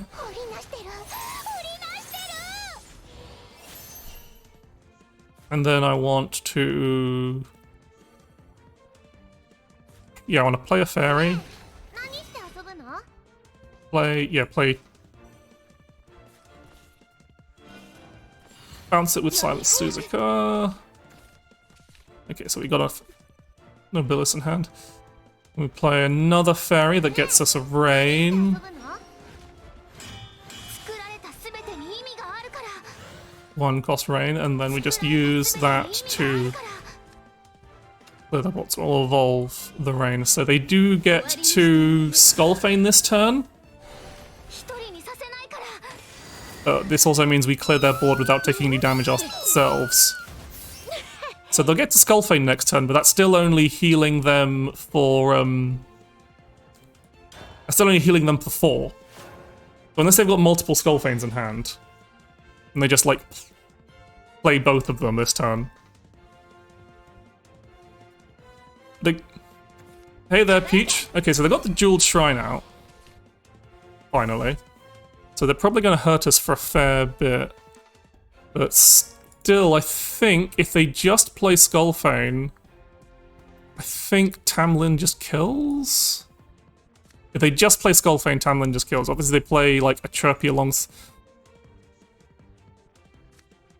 They can't actually play much alongside it. They're 1 play point short of being able to play a lot alongside their Skullfane.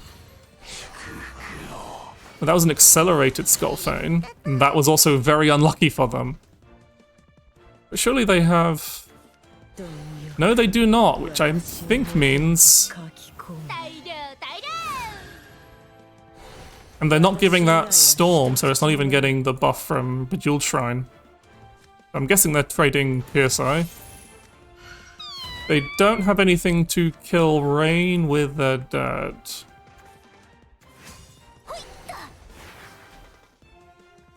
Yeah, they're very dead. I said, unless they have something to kill Rain with. They do not! We win! I mean, I'm also playing a gacha character, so... Let's see. Song versus Goldship. Fight of the century. Song wins, apparently.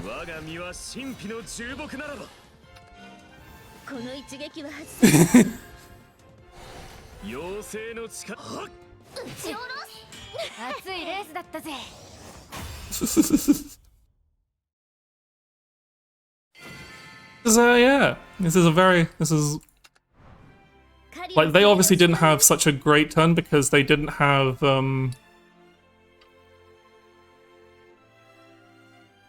they didn't like get their Skull Veins active before turn 6, it seems. You didn't get the discount on him. I guess I guess they didn't get one ready on the previous turn. They were only on 3 on turn 5. And they didn't have the dual shrine in play early. But also we were just being very, very aggressive, which made them have to do some... Like, that Jilliny's play was probably very much a desperation play, so they didn't get run over. But yeah, we've got our 3 wins. We have shinier box. Mostly so we've done pretty well. If we could win 4... I've already qualified, but like... But if you can get the 4th win... That gets you into Group A, and obviously...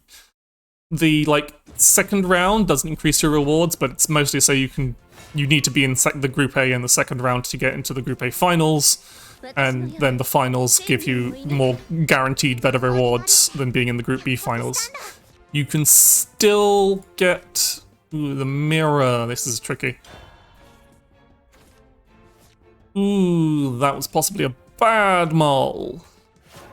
Especially going second. Ooh, this hurts. I think we've lost this. Oh, we've almost certainly lost this one. I'll see what my couple draws are, but this might be a very fast concede because... yeah, I think without a 2-drop of any kind, and they've got a much more aggressive turn. I'll see what their turn 4 is. If their turn 4 ends up being Nobilis, we have definitely lost this. There's no way for us to come back from that.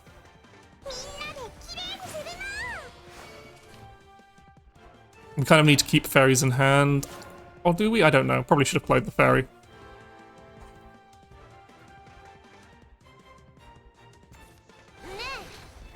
Yeah. Yeah, we've probably lost this. Especially because they're going second, so they can Evo Nobilis the next turn.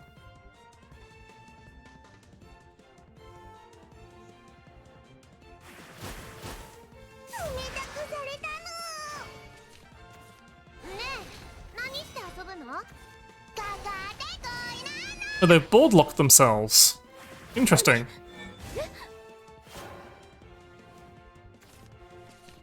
So now I kind of don't want to play anything.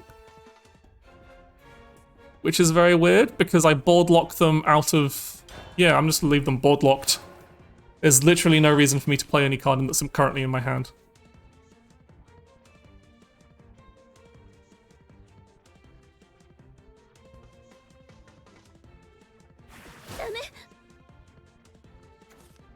Ah, they got the bounce, but that's still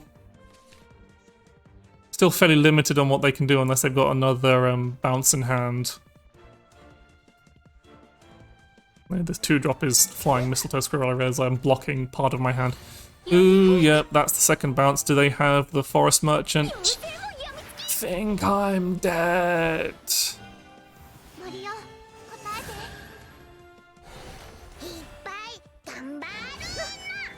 Like, I can Pierce Eye to kind of deal with this. Or Nobilis, that's a little better.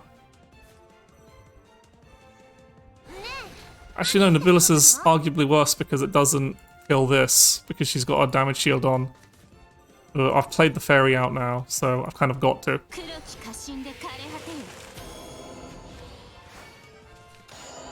But I think I'm dead. If they've got a Phantom Blue Predator in hand, I'm just dead. we kind of have to, because that's still got the damage shield on it, we kind of have to hit that, and then we just play out our fairies and hope we are somehow not dead next turn.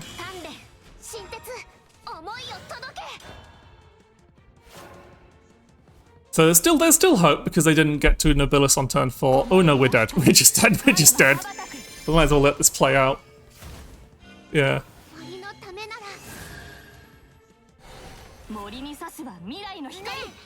Like, it doesn't even matter how many fairies they have in hand, that just kills us.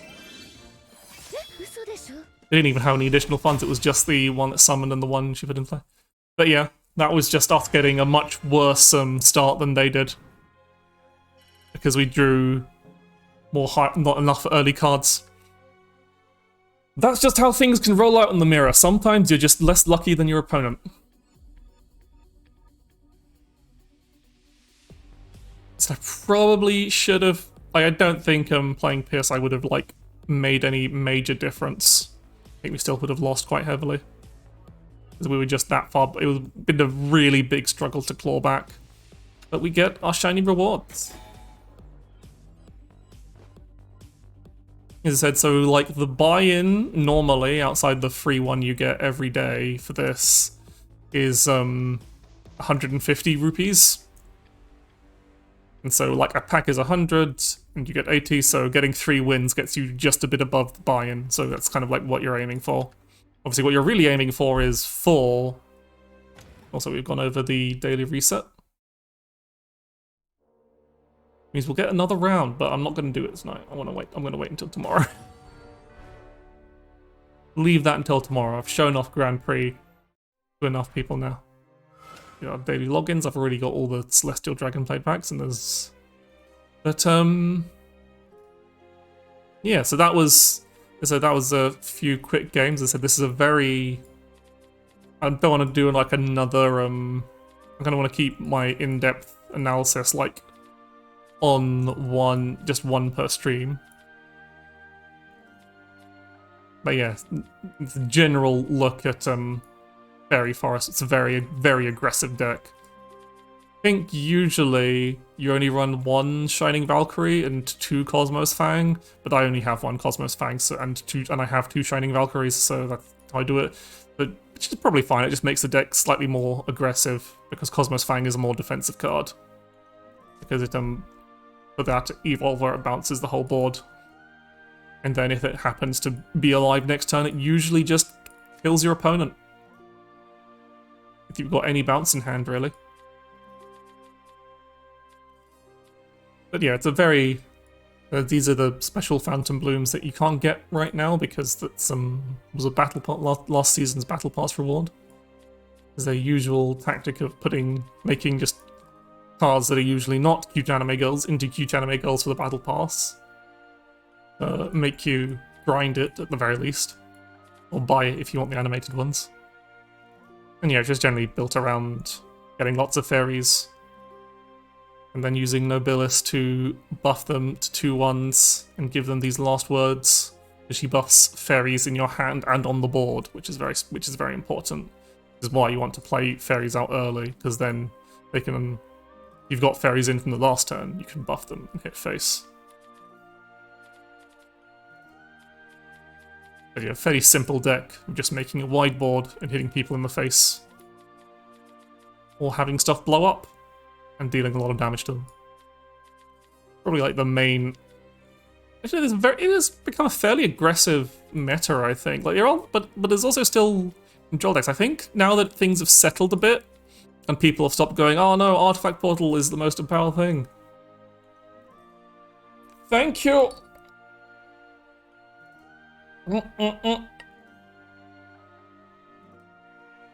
Thank you, an okay guy 343 the second for the hydrate and the stretch. Oh, I've really been neglecting my exercise. Gotta remember to get on that ring, back on that ring fit.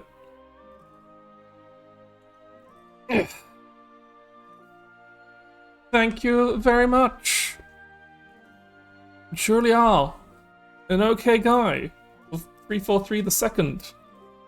That's a Halo reference. Unless it's some kind, I guess. Well, 343 Guilty Spark is the drone, 343 Industries is the company that took over for Halo and people aren't very fond of. What about the second? What does that mean? What does your mysteries does your name hold, an okay guy? I guess I have to trust you. Your name says you're an okay guy. You've given me no reason to disbelieve that. But yes, what should I do? No. Because I don't have any reason to do. I ended up just looking up guides for the additional puzzles. Like, for anyone who was watching my previous stream, I found out the trick. I had to look up a guide for it because I would never have figured this out because it's one of those weird things. The trick to that the runecraft puzzle was, of course, when you get the copy of Impalement Hearts, you can then spell boost that to get additional copies of it that turn. So that's how you get the more damage out of the deck. So just basically every time you spell boost 5, you play a Impalement Hearts to their face. And then one of them you have to throw, the last one you throw to the or one of them you throw to a Gygus. But yeah, I'd have probably just been, if I have no shame in looking that up on a guide, I've never figured it out. And then the elite challenges are just insane. I'm not going to, there's like no way I was ever going to finish those. You didn't see them, but trust me, the kind of shit you had to do for those is something is absolutely mental. But, yes, anyway, I've got all the things, whilst it's until November 20th, I've got all the rewards for that, and plus they start adding more, so no need to do this stuff. Actually,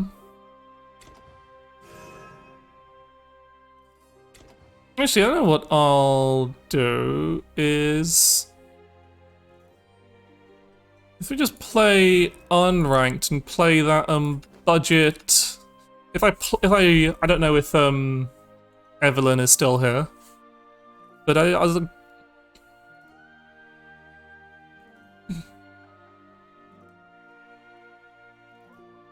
But I think I just want to show.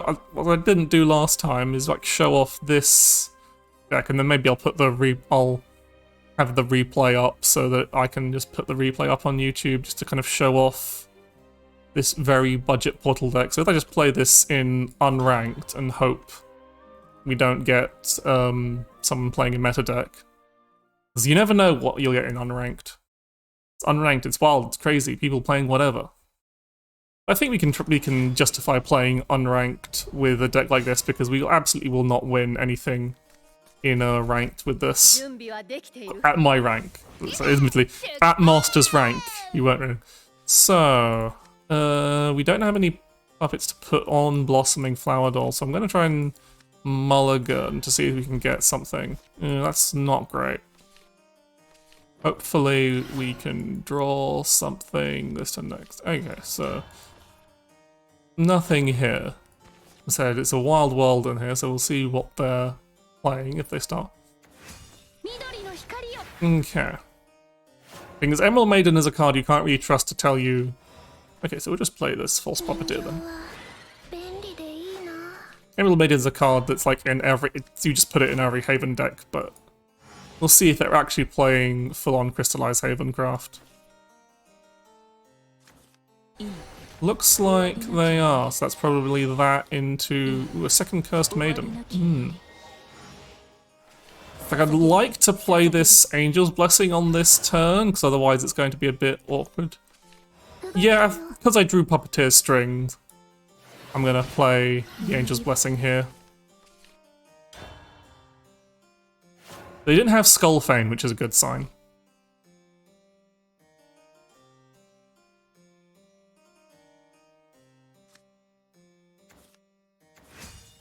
Because they've got a Holy Lightning Bird at least.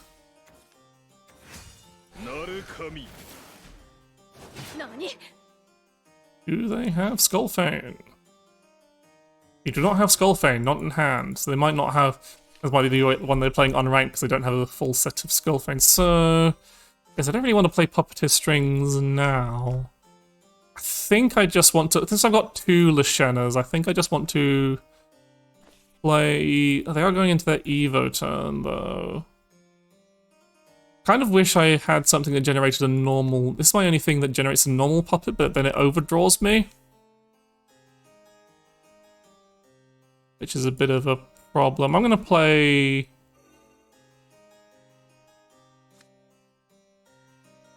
Let's just play out... Let's just do this play.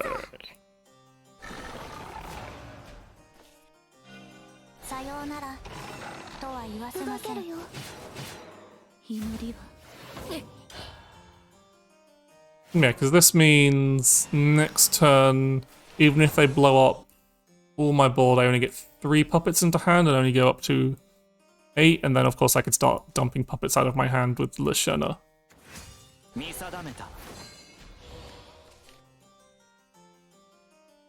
If they do draw Skullfane, they'll probably Skullfane this Holy Lightning Bird. But they've hit 5 crystallizers regardless, which is pretty... Okay, so they'll do that to shoot a thing. That's probably the best thing they could have shot because it was going to die anyway.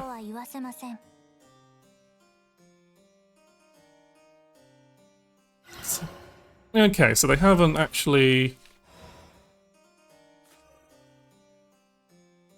So I guess I'm going to play Lishena to get a new destruction into my hand. And then, yeah, I think I'm going to trade this to make some board space.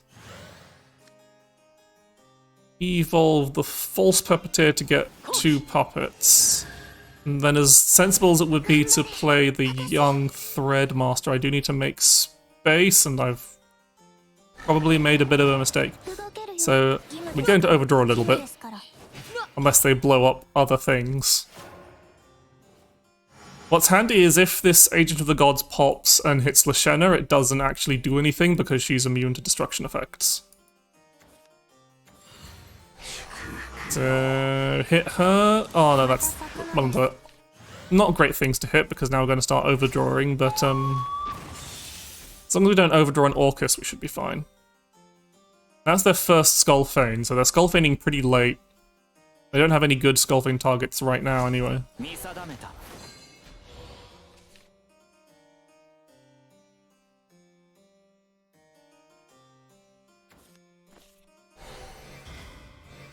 Lishena seems... Okay, I guess so they don't have much good... Okay, so that was a alright thing to discuss. So I kind of want to just get some cards out of my hand at the very least.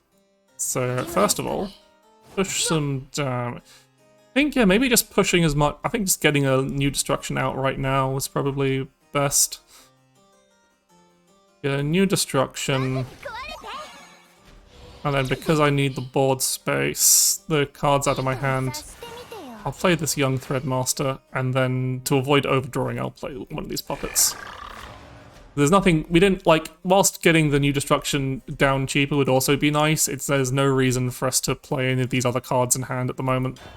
Apart from maybe the other Lishena, but I'd rather wait, and when you second Lishena, you kind of want to wait until you've got 10 followers destroyed. Because the second Lishena just isn't... It's spicy. It's like, we know we haven't got much to worry about, Lishena. That's a good target for the Holy Lightning Bird to deal with. Because that's only that they've... How many Skullfanes have they done? They've only played 2 Skull... That's a second Skullfane Accelerate. So they'll only start... So they can get another Skullfane Accelerate off Emerald Maiden. So they'll be up to 3, but that's still not 4 Skullfanes. They want to get to that. They want to try and get to that 4 Skullfanes this turn, because otherwise they just don't have much of a way to deal in general. So that's Like, that's pretty good. They used that Diamond Master without actually giving anything else Storm or Ward. That's a weird Evo choice. So they're blowing up my board, but my board is fairly cheap anyway, so not too fussed about that. Let's see, I don't think there's any way for us to kill this turn. But what we can do is pop it. Pop it. That activates our Lashena.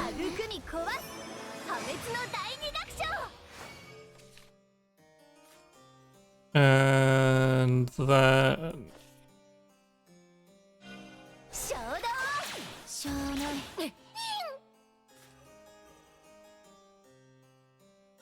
Then we just put some... So I don't really want to waste an Evo just yet. I just want to put stuff on the board. So I'm not really fussed about... I've got enough, like, damage in hand to... Yeah, it's better to have this. So they'll play their Skullfane this turn. No, their Skullfane isn't even discounted yet, isn't it? Yeah, their Skullfane isn't even discounted yet. So if they play their Skullfane, that's their entire turn. And that'll heal them for 7. They'll take 2, and... Okay, so they're Diamond Mastering again. But what do they have to play? Do they have a Vajra champion to play alongside it?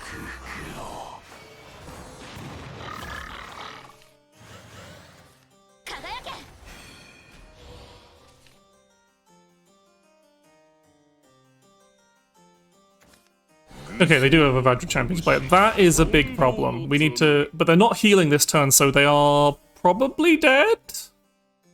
I'm pretty sure. Like, yeah, if they're not healing this turn, I just play the second New Destruction and they die. Like, oh wait, I might be just dead. Am I dead? I'm trying to... Oh, yeah, that probably kills me. Yeah, that's death. Ah!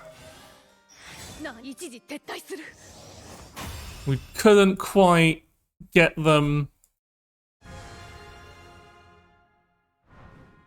Yeah. So they were playing an optimized list of the deck. They just didn't draw so well. So we lost to meta deck. So playing our budget deck. So we're not This is a problem, yeah, playing against other people, even on unranked, like playing unranked, it's still going to do some kind of matchmaking, so it's probably still going to match us against,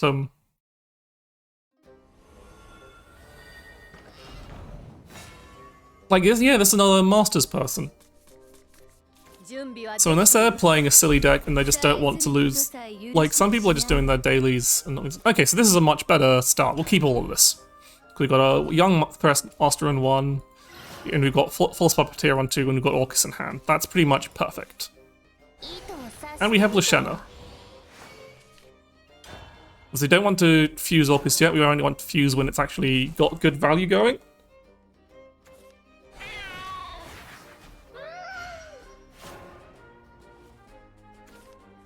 And Merciless Voiding for turn 3. This is currently going swimmingly. We can play this... I'm going to fuse against Swordcraft. I'm going to fuse the enhanced puppet because the regular puppet. So they're playing commands. They are playing a bit of a. They're not playing a fully meta deck. So we've got a bit of a shot here. It can be quite hard to choose whether you want to fuse enhanced puppets or regular puppets. But we're fusing both of these anyway. Like, it's tempting to play the Angel's Blessing, but the Merciless Voiding just lets us push far more aggressively. And of course we can fuse another puppet. We'll probably play the Angel's Blessing on 4 instead, because Merciless Voiding there is just very good. It puts a lot of early pressure, because that's 5 attack on the board for 3 play points. So they're having to that makes them burn their Hero of the Hunt and do not much else this turn. So for this turn, I'm probably gonna Angel's Blessing and Craftsman Pride, and I'm gonna take, because they didn't deal with the whole board last time, I'm gonna take Forged Weaponry and an Enhanced Puppet because we drew Puppeteer strings. So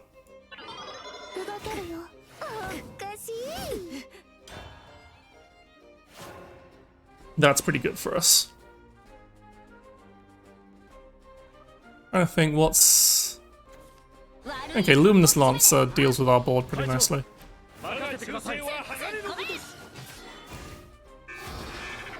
That was an odd choice of trade. Why not use the 1-1 to trade into the 2-1? Feels very strange to me. I'm gonna say for this turn, I'm going to get a new destruction rolling so that we can get some more burst for our Orcus turn. We've got 2 Orcuses in hand, which is very good.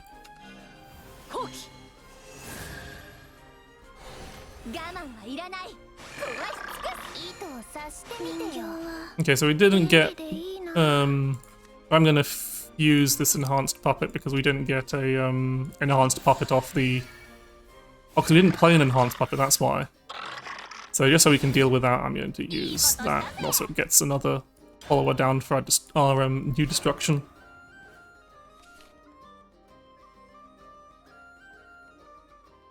So now we've got an Orcus with 3. So they're probably going to Musketeers Vow this turn, yeah?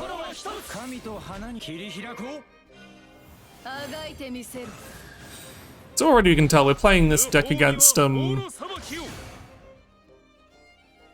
that's gonna heal them. Yeah.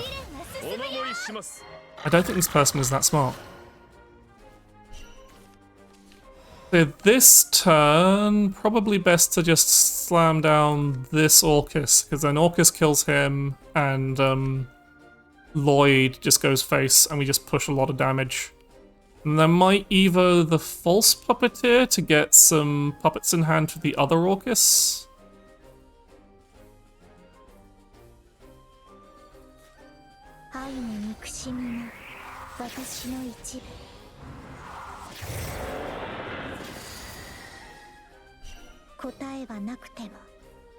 Yeah, if I Evo this... I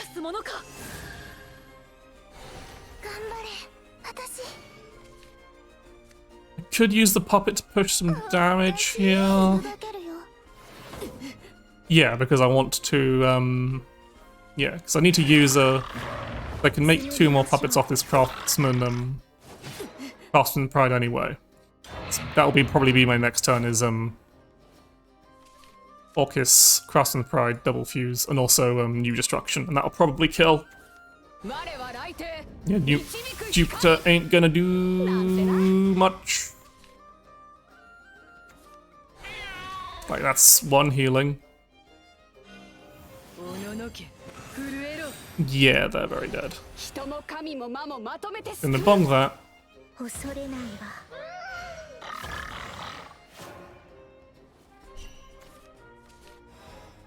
I didn't think about one problem, of course, is handful.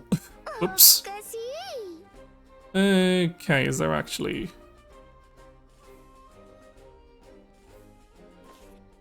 Yeah, there is a way for me to do this. If I fuse this, I don't need... Yeah.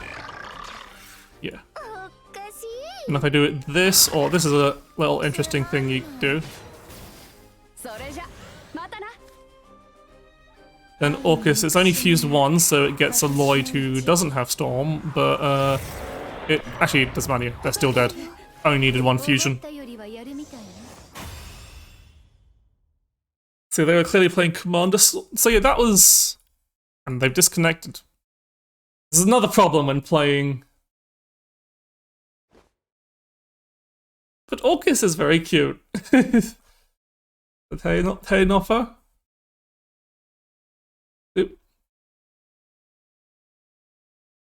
I can't let them win, because they're a rage quitter.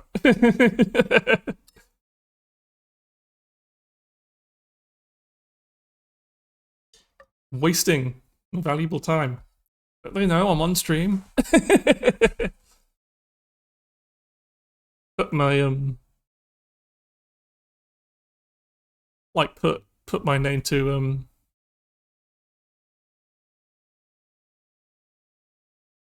Kurosami VT. Thusly, people will know exactly how to stream snipe me.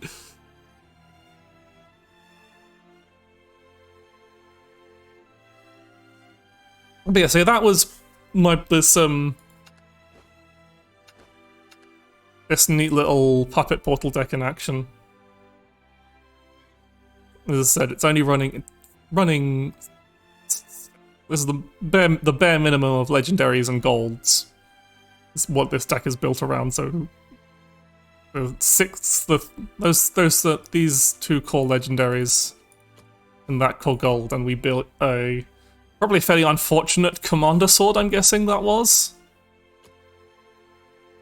But still, they were running a deck with what was probably a full set of all the cards required for it, like full legendaries by the looks of things, because they had Jupiter, they had Musketeer's Vow, they had what's his face, Aketsumi,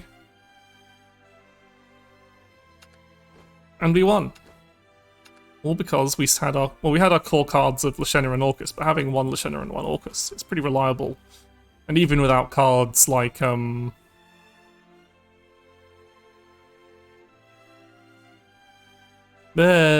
Sacred Divine Treasures, though I'm hearing that's being cut from a lot of lists, a lot of puppet portal lists anyway, after the nerf. And Absolute Modesty, which is still very good, and you'd still want it in the deck, but you don't need to. But it's also not got stuff like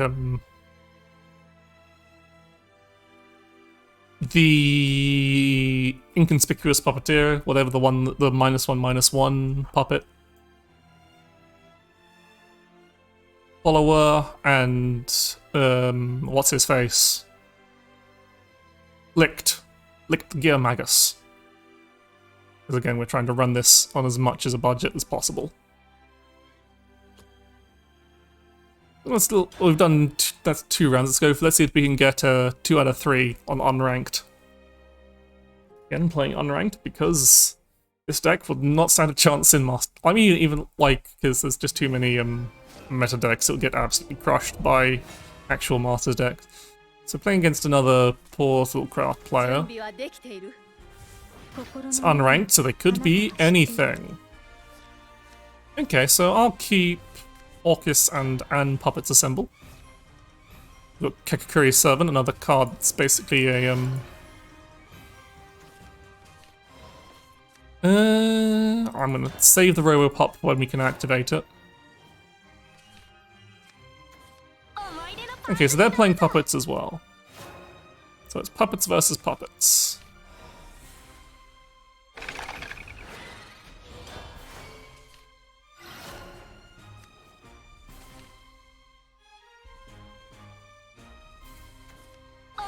Because one of the things about playing Kakakuri Servant is it makes people think you might be playing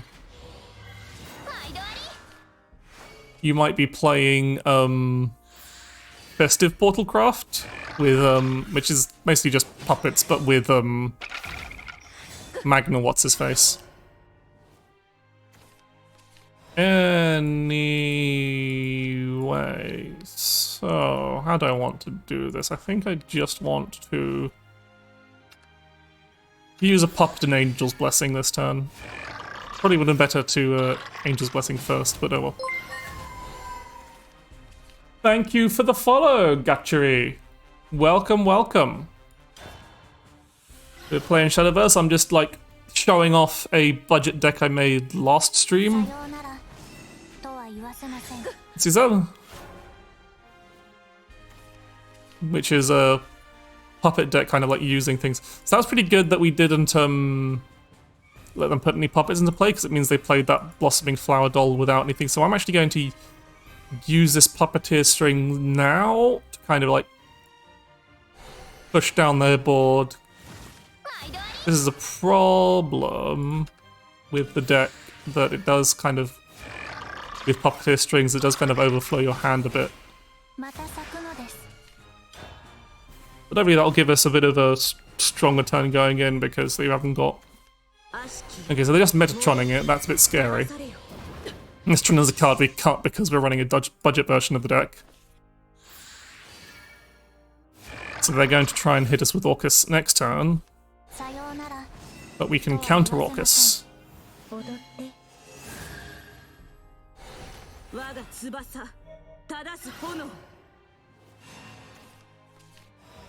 So... I don't really have the luxury. So first of all, we should fuse a puppet. We really want to kill this Metatron, that's the most important thing. Anything else is kind of like secondary. And then I want to play another puppet. And then Blossom. Do I have the space? Because I played 2 Robopops. Yeah, I've got enough space to Blossoming Flower Doll. So we can Robopop. Ah, damn it! I did that in the wrong order. Oh, well, I guess we're not Blossoming Flower Doll. Okay.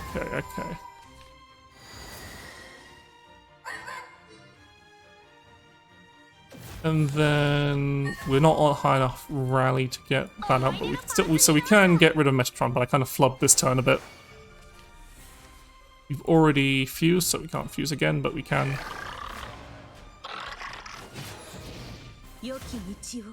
How many? So we've fused 3 to Orcus, which is pretty good. So they're going to Orcus us, which is a bit of a pain in the ass. Or are they going to wait until next turn? Okay, no, they're playing Orcus now, so this is going to hurt, but...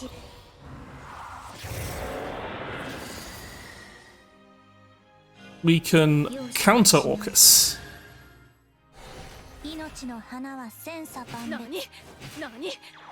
Which is... So, gotta start with fusing this enhanced puppet so that we're going over... If we had a second Orcus on hand, that'd be really good. But alas, we do not. And then play...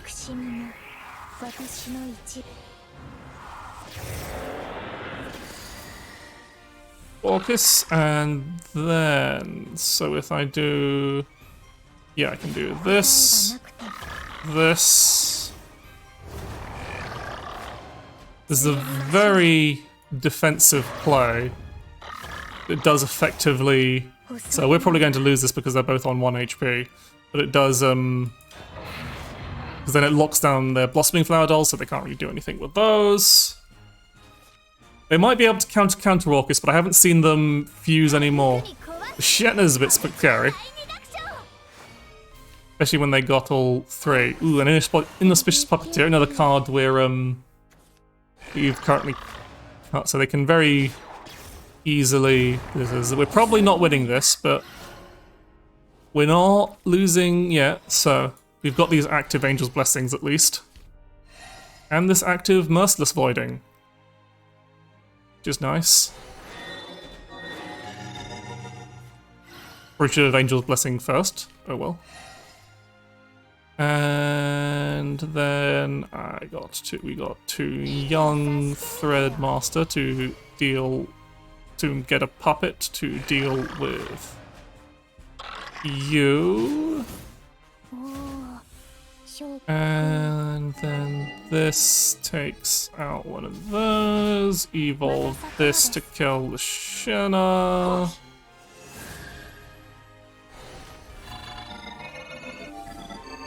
And then play another young Threadmaster, and we can't deal with the evolved Blossoming Flower Doll for now. They've got a scary large hand, but we know it's mostly puppets, but it is also... Ooh, that's a second Lashena. We're almost certainly very dead. But, because we have not drawn our Lashenas. We'd have a... And it's a bit of an awkward board for them, at least, though. They've not got. They can't really make a lot of board space. I guess they can trade in. Oh, they've got. Of course, they've got the melodious Monodies. But yeah. It's probably just going to get, probably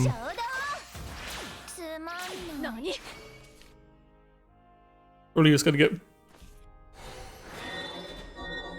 Yeah, this is not... Yeah, they're going to play... They have the other... a second... 0 player point new destruction yet? I haven't been keeping track. No. But there's no way. We've got no heal... we have some healing in hand. But, not much else.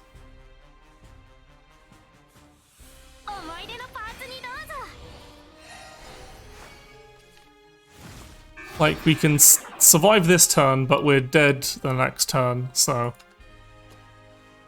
I'm not going to give them the chance to, like, BM me. So they were just playing standard Puppet Portal against our budget Puppet Portal. So they were playing a strictly... So that's the excuse for losing, is they're playing a strictly better deck. So yeah.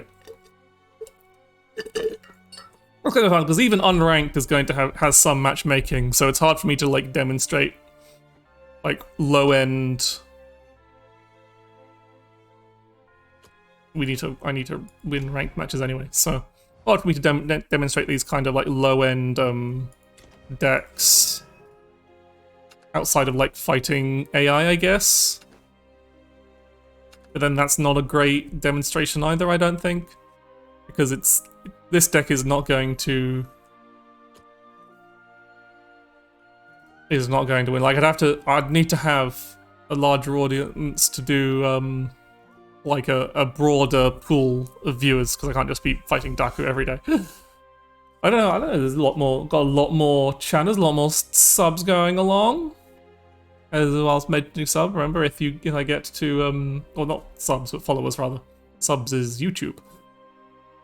But yeah, when I get to 100 followers, I'm going to do karaoke. I have been practicing, so you might delay it, but... So, I really want to give Crystallized Haven a try, but I'm just don't have the vials. I spent them all on other things. So, what do I'm trying to think of what actually, no, I think I don't really feel like playing ranked, so I'm just going to open up a private room, and if anyone... Yeah, I want to brush up on Take-Two stuff, just... Single match... We don't have, we haven't got the special Take-Two options available anymore. Lame. But, yeah, I'll do some Take-Two with a viewer or two. Don't be cheeky. When you get in the room, mute and minimize the stream, or close the stream. But mute and minimize is better, because then you stay as a viewer, and I get to, that's good for the metrics.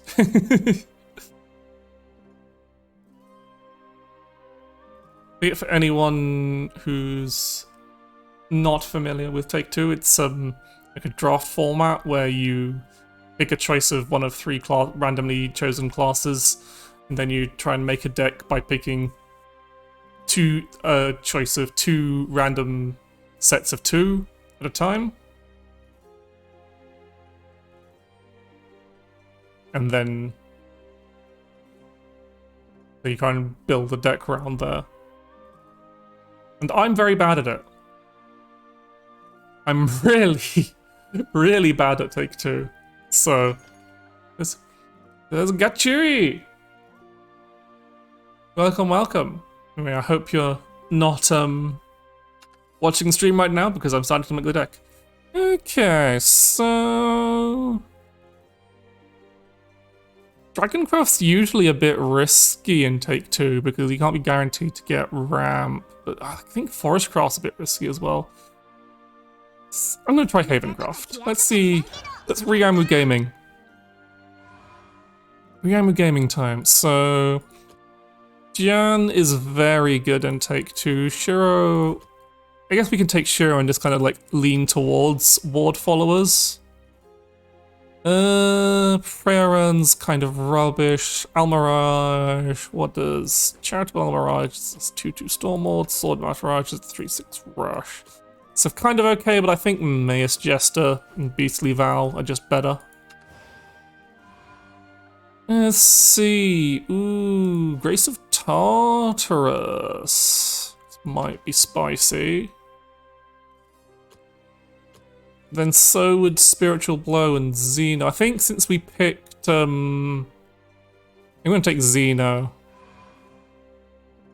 Ooh, Cladrius or Emerald Maiden. Box of Fortune is basically just a cycle card. I'm gonna take Cladrius and Maus Jester, that's more aggressive and more amulet countdowns. Perilous, I think, yeah, Tellurian and Perilous is probably better. Goblin is nice removal, Greater Will is nice tech, but I don't think Greater Will is that useful in Take 2. Goblin Assault very useful, but so is Perilous Setback. So I think I'll just take the more... it's Clavio! No, Clavio's not a maid, but again, this for some reason I just keep thinking of Clavio whenever I see it, even though she's not even got the same hair color. Anyway, Xeno and Maus seems like a much better combination. Hierophant is a bit... I mean, Gamekeeper is very situational, and Hierophant is a bit situational. The Reverend Punishment is quite handy, but then so is Masked Abyss, and yeah, I think Prayer is not great as like ooh, well, we seem to be going down a Chamber of Cleansing is kind of just like card draw effectively, even if we're not going on the Banished path. Wilbert, I think we've got enough ward followers for Wilbert to be worth, because at least if we get at least 5, then he could be quite powerful. And then yeah, Emerald Maiden and Maus, we just get accumulating all these Maus Jesters. Sublime Talisman and Reverend Punishment are both good because that's hard removal. But I'm gonna go with Emerald Maiden and Maus Jester. Okay. Dungeon Pathfinder's pretty good. Angel of Boons is pretty good. This is all pretty good, but I think in Take 2, Archangel of the Word is really good. Messenger of the Skies is really good. So that'll do that. Ooh, Zaltarog is pretty good. Yeah, Zaltarog and Maus Jester, so let's go for that. Ooh,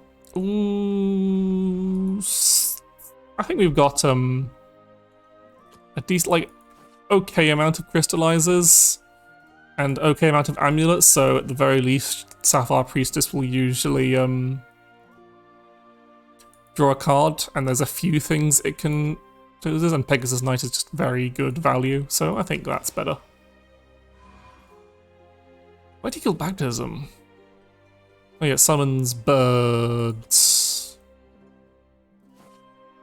It's a 4 play point amulet though, that's a bit chonky, whilst both of these are 2 play points and we kind of like the crystallize effects. So yeah, I'm gonna go for that.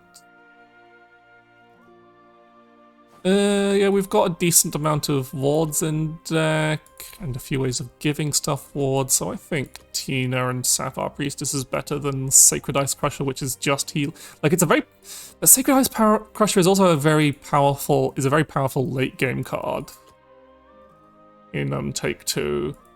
Then and once like, we've already got a lot of 2 drops. I think we do need some higher ends things the way it actually kill people. Okay, Neckbet's pretty good. That's a good way. Like, I think I want to take her. I think she's much better. Like, Skullfane's a bit of a maybe. Like, it's going to be hard to get him, like, activated, but he's still a decent 7-drop in Take 2. And Neckbet is actually pretty strong if we can get her early, because that's just consistent damage we get. So, yeah. All-Feeding Divine is very powerful, but it's a one-off, and I think we need more like consistent ways to actually kill people. So yeah. Let's go! Let's see what first-time viewer Gachiri has for me.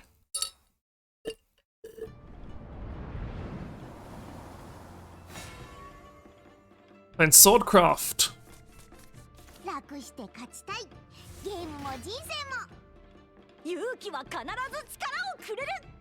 Okay, so don't really want spiritual blow this early. I kind of want amulets. Yeah, amulets in play to discount this Mayor Chef. So pretty good start so far.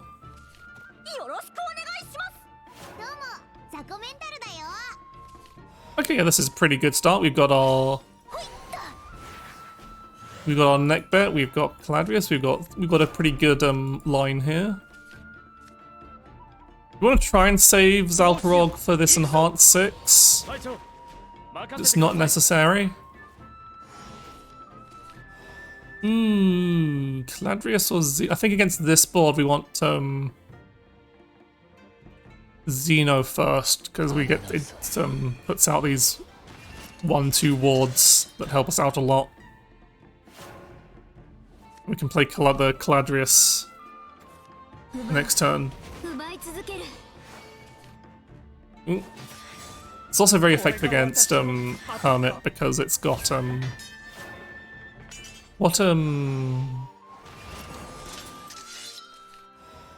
Tellurian Painter. Do we want to play that now? Not really.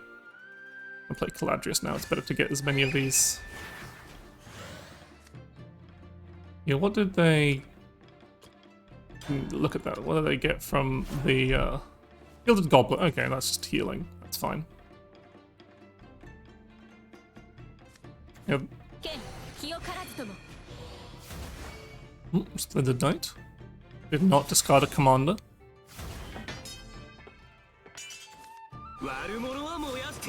Yeah, and they get to hit us for 2 with the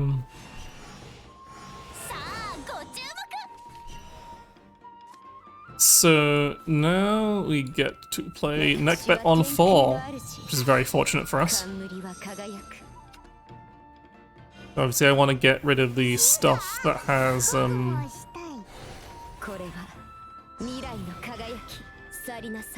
kind of always want, because of the Neckbet effect, we want to always be floating 1 play point. So we don't actually want to play this Mace, just so we can play it next turn for 2. Does this have anything particularly spicy on Evo? But I'm going to play a bit more defensively. In Take 2 you kind of want to always take value trades when you can. Unless you end up drafting a really aggressive deck. But next time we'll have Caladrius in play, we can play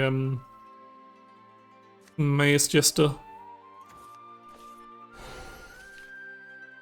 That's not a good sign for them, not having... Okay, they can clear the board, which is pretty good. But then we just have an empty board we get to play Mace Lancer into. Mace Jester into, rather. Like, we don't float the play points, but we put 2/3 wards into play. And we have a 3/3 from... We don't have any way to heal. So I don't really want to play Messenger of the Skies, because again, we've still got those cards that like having a number of ward followers destroyed, so just hard casting a Mace Jester is pretty good.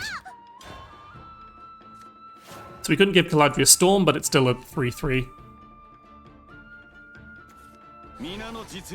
Ooh, Strategic Commander. He doesn't really do much this turn, so I'm not...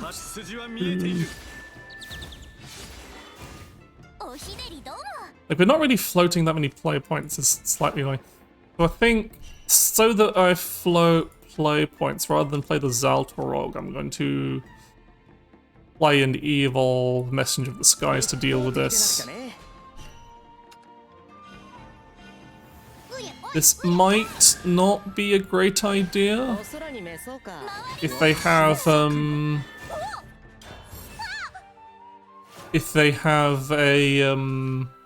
Victorious Blader, but we've got a way to deal with Victorious Blader in hand. We've got Tellurian. We can give it Bane with the Tellurian Painter. Ooh, Opulent Strategist. That can be quite spicy.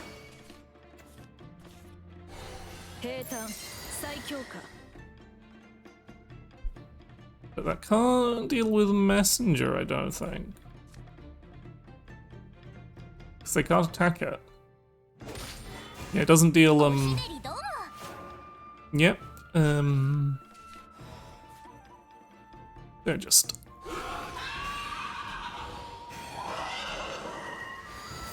Zaltalalog. You can't attack the ambush follower. That's okay, because we've got a 5-4 ward in play and we're constantly dealing damage. Turn 8's pretty scary against Sword, because if they get Holy Sword Commander, we're in a bit of a... that's how they can get rid of our stuff, but that's also not Holy Sword Commander. And I think that is GG.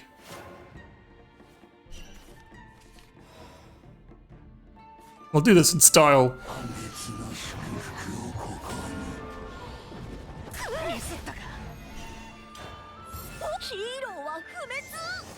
Hardcast the Skullfane! And kill with the effect. Nice and simple. Good game, Gatchery. I think, yeah, I just got a very... Oh. GG! So... Yeah, I think I just got a very, solid, run there. Like, getting the neck bed on 4 was really lucky for me.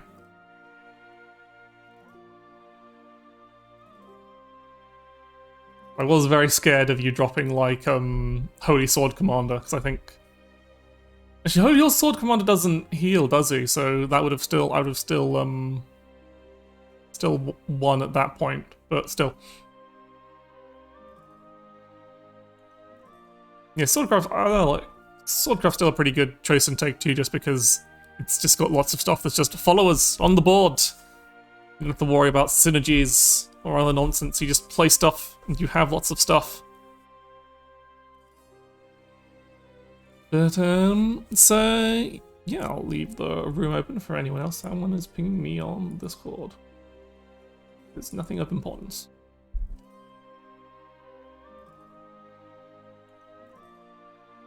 Yeah, I guess maybe I am getting better at Take 2. Or, as I said, sometimes it's just lucky. I think that was a fairly lucky deck construction. We got a lot of good value cards and we ended up with a very good early start. And it just kind of snowballed from there. Because we always had a powerful cards to play.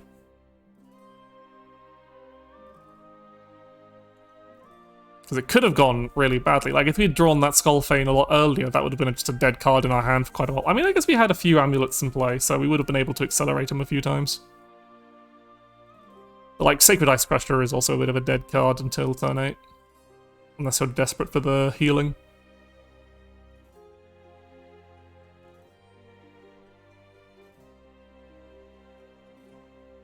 I'll give it a couple of minutes in case anyone else wants to join in.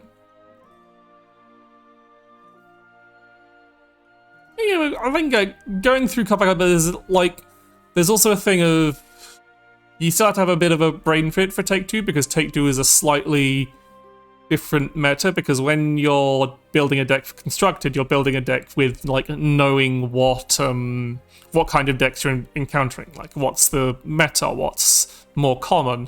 Whilst in Take 2, you're not really entirely sure what's going to be more common.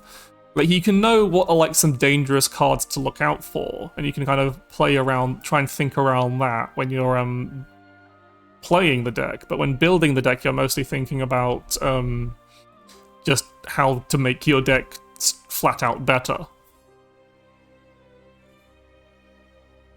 But you're also thinking about what are cards that are, like, harder to deal with in Take 2. This is why, because you're not going to have, you can't have, like, dedicated amounts of, hard removal or targeted removal. A lot of Take 2 decks usually just use followers for removal because that's usually what you kind of lean towards because that gets you more value. Again, I'm not great at Take 2, so I might be completely wrong, but this is just my perspective on it. This is why I think, but I see it a lot. I see a lot of people taking the cards that have can't be attacked or ambush on them because they have a bit more value in Take 2 over normal format, over constructed. Because in constructed, there's going to be a load of ways to deal with something that can't be attacked on it. In Take 2, it might not be. Your opponent's not going to be able to reliably deal with it.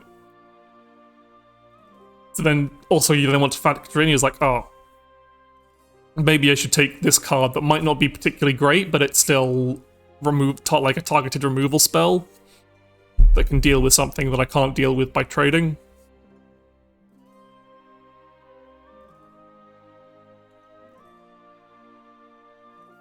Or you just get a bunch of wards to block that. There's lots of kind of strategies on there, and I'm not entirely too sure about the full meta of Take 2. I just kind of make educated guesses, which I guess is the best you can really do with it. Is just say you're I guess that's deck construction in a nutshell, really. Once you've gotten past the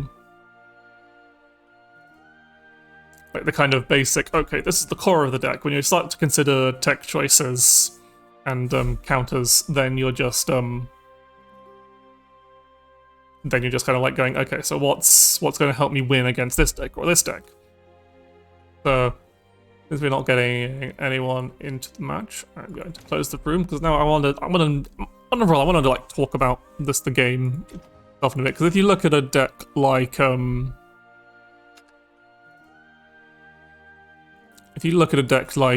Artifact, this is a very set in stone deck. Most of this deck you can't really take out. The only flexible options here it's only really got 4 flex slots with these, which I've put Shion and Kasim in here. And the reason I've put, whilst the rest is pretty much mandatory. You have to have Realmir, you have to have Full Blast Gunner, you have to have 3 Genesis, you have to have Vermilion, you have to have Celestial, you have to have all of these. You can only have 2 multi-armed, that's where you can make a little more space, but that's really the only, and maybe 2 Merciless Voidings, but those are the only real flexible slots. The rest of these cards are very mandatory to the deck. But a lot of people run Kasim mostly because for a few reasons. He does a lot of things. That are useful to the deck. So part of it is resonance manipulation because of Deus Ex Machina. Because you want to be able to control you want to have a good control of when you are and aren't in resonance, so that you are more in control of when you discard your hand and draw 6. Any Magic the Gathering players know that as Wheel of Fortuning, or just wheeling. So because once you've played Deus Ex Machina, and for the kind of resonance is when you have an even number of cards in your deck. So every time you have an even number of cards in your deck at the end of your turn, she'll wheel your hand.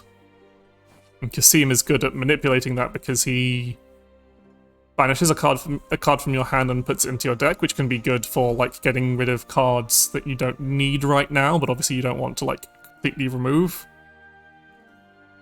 And because of how Shadowverse checks effects, because it'll check, because it only draws a card, which then kind of undoes that his resonance manipulation. But of course, how Shadowverse works, it checks the conditions for all triggers that happen at the same time before resolving them.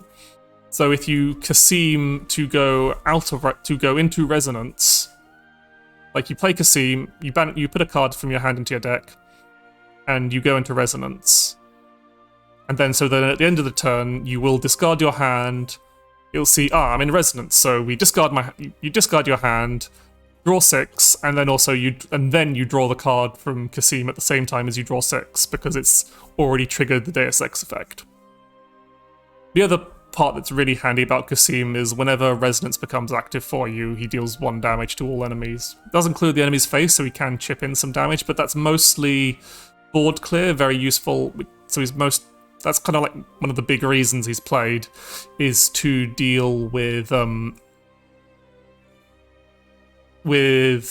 Fairy Forest before they, like the early boards of Fairy Forest. He's just an early, because he'll usually be, because this effect means when you play him, he'll enter Resonance at least once, so he'll deal 1 damage to the board and to the enemy board and face, which will help slow down Fairy Forest a lot more than anything, because they can make a very wide board before you have Full Blast Gunner and Ralmir active, so you don't have that many you won't have that many board clear options available.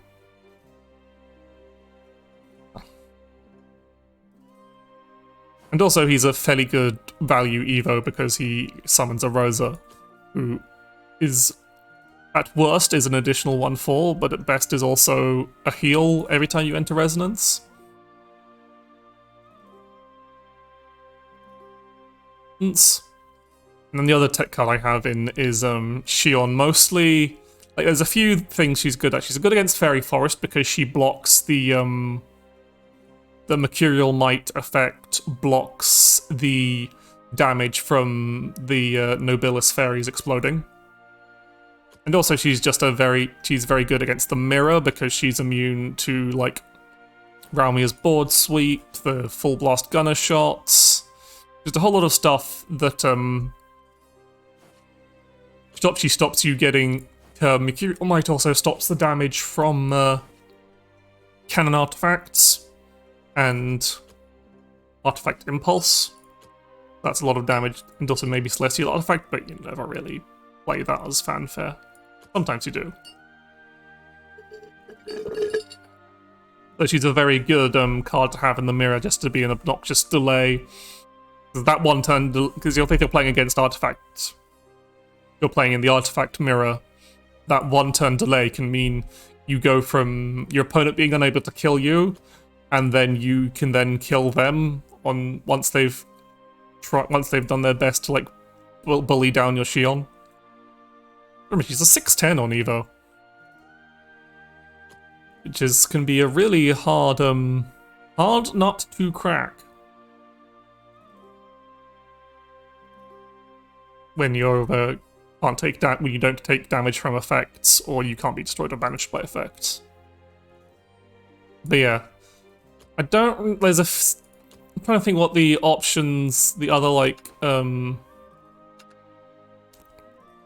options are in the deck. Like, Wielder of the Cosmos is sometimes played to deal better with control-type decks, but then it kind of also, just as a kind of, okay, you've bahar'd me on my last legs, but aha, I can just Wielder of the Cosmos now.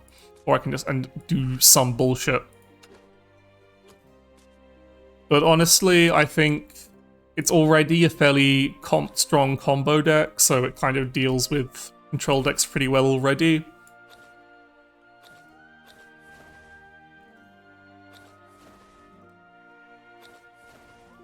So I'm just trying to think of what other, like, options you could put in that flex. There's really not much. If you want to have a more, like, slightly more aggressive take on the deck, you can include Mechwing Attendant, because it's a 1 play point 1/1, and you also get a Mystic Artifact, which draws you a card on Fanfare.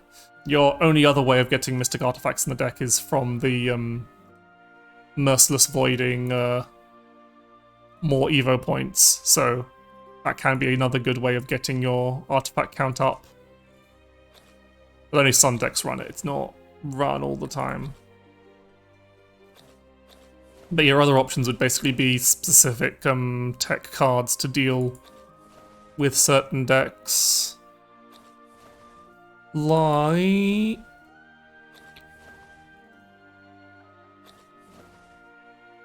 I said, you could run Roses for some healing, you could run weaker seems, so that probably wouldn't be a great option. In a discovery, just for more artifacts quicker. No one runs Arc. Arc is a meme. I've never seen Arc be played. Athena is obviously good against heavy healing decks, but I don't think there's enough.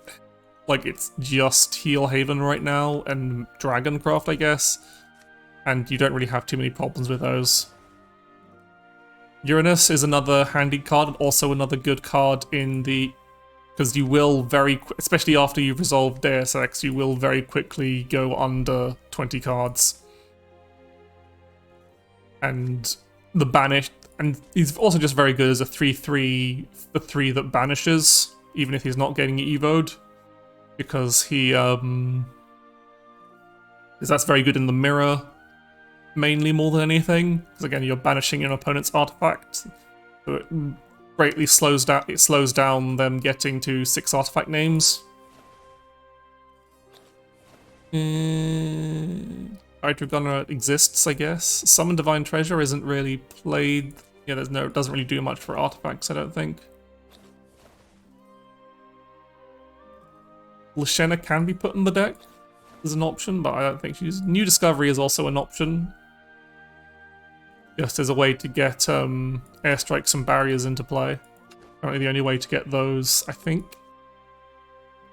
But yeah, that's if you want to, like, make your deck even more likely to hit those 6 artifacts. Which again, can be a bit strong in the mirror, but not that great anywhere else. I think that's kind of like all the... Zerk's another card that people saw a lot of play early, but kind of less play now. It's like there's just not space for him, and you'd rather run, and for the same kind of effect, you just run Robopop. But you can still include him in the deck for more healing and just freeing up board space. I think that's all the real... Because you can include a Baha in there as well, because you're refunding play points a lot with the Deus Ex leader effect. But it's probably too slow for the deck. It's not a deck that kind of wants to go late game and milk. It's a deck that wants to just kill someone with a big artifact combo turn. Yeah, that's a deck I'm playing a lot of recently in Ladder and in Grand Prix. Yeah, that's an example of a very set-in-stone deck. That's also quite expensive because you've got 1, 2, 3, 4 mandatory legendaries, and then a lot of golds as well, because you gotta have Melody's Return, you gotta have Cyclical Fate, you gotta have Impulse, you gotta have Celestial, and only a few like bronze and silvers. So yeah, not a cheap deck to build, but a very fun deck.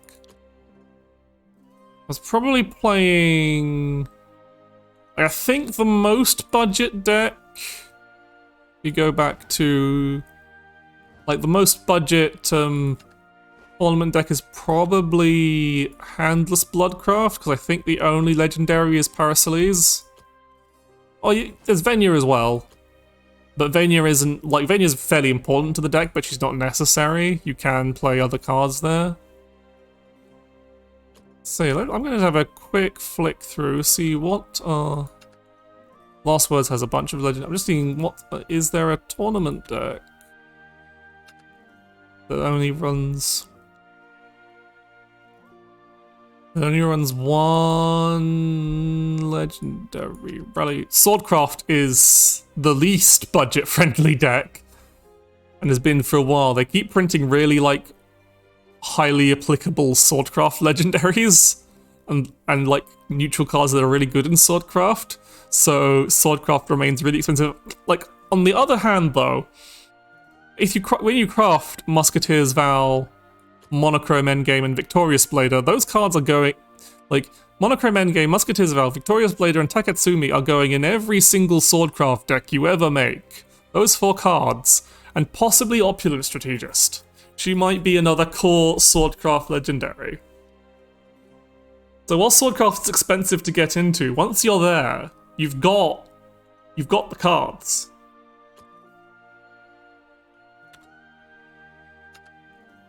Tempo Forest is a bit expensive. So yeah, of course, the artifact we were looking at. As you can see, both of these decks they've got are fairly. They're running a few. What do they not? They're only running one Merciless Voiding, I see. And what of my cards are they not running? There's something in there that I'm running that they're not. Yeah, because there's one card. Oh, they're only running one Melody's Return.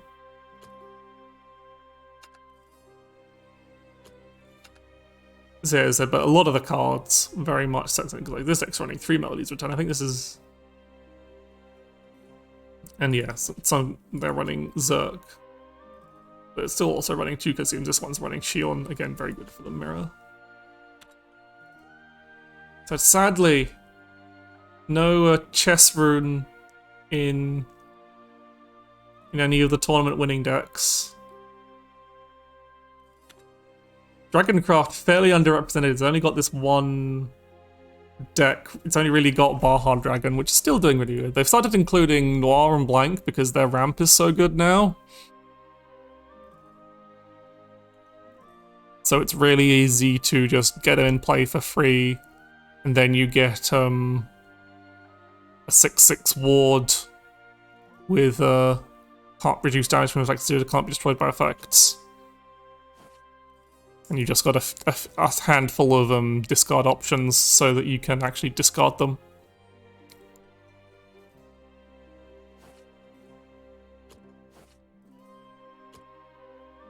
This is basically the very simple things. So that's the only thing that's really changed about Dragoncraft. So there's Evolved Soulcraft, again, still very expensive. Still running those 3 cards I said.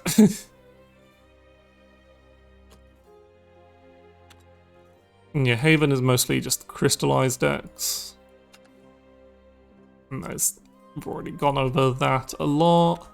Shadowcraft's also in a weird spot. It's running this weird Last Words Evo hybrid. Skeleton Raiders and the Sun on a Suzy package is just that good. I still like Masquerade Ghost. I still like playing that deck occasionally.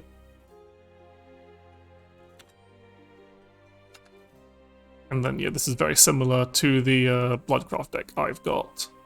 It's getting very expensive because Yuzuki, Tavali, Itsurugi, and Bloodlust and Lord of Devastation are all very much core cards, and probably Jupiter as well, actually.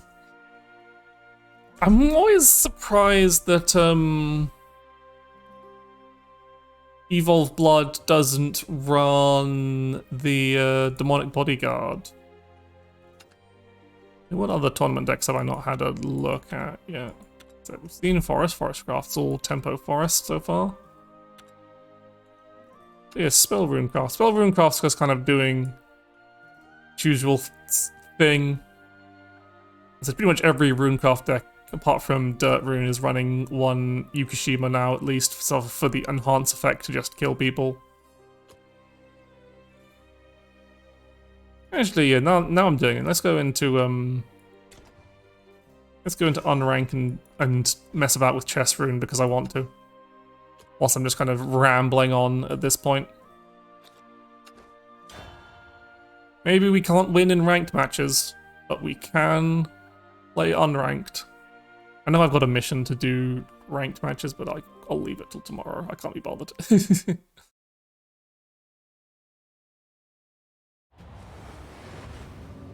Okay, let's play some chess. I mean, this is technically just 2 precon characters because Anne's in precon. Okay. I'm going to take out the Sacred Bird for now. Hopefully draw another chess card. Well, effectively a chess card. Lady on... I might story it depending on what I... Yeah, I can't really story Yukishima because we kind of want to keep him for the eventual kill. I'll probably story this because they're playing puppets. Okay, yeah, I'll story one of these card seers because they aren't doing much for me right now. It's really not a great start.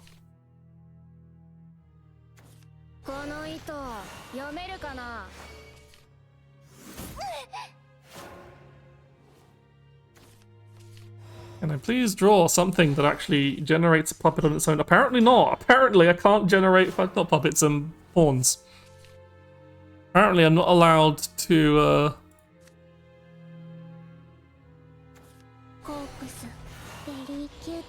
we can at least do something this turn though.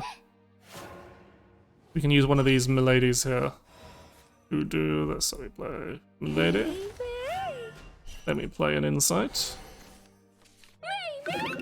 Then we can card seal the magic pawn, so that's something at the very least. We get the magical strategy. And we can do Evo stuff with another one of these. It'll probably remove our board.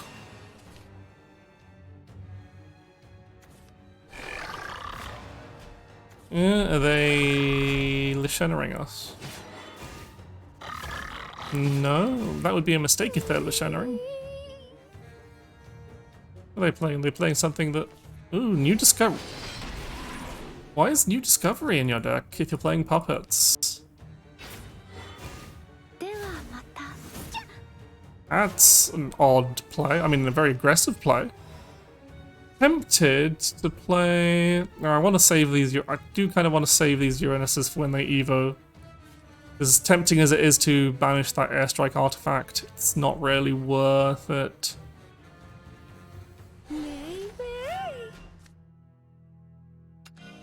But yeah, I'm going to just do the classic, this solid Evo turn. There we do this, and then we do this, and then we do this. I kind of need to get... And so we can bomb that, and I'm actually going to card seer because I need to, again, it's just maximizing magical pawn generation and board presence.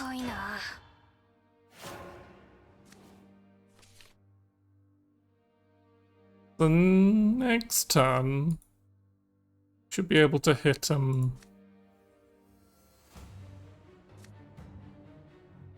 get up to 8 pawns.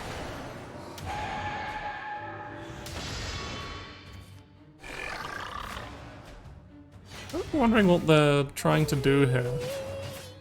It looks like they're playing puppets. Okay. Oh, that's pretty good. We got the king. So we just need 2 pawns to leave play this turn, which is very easy for us to do here. We just do this again.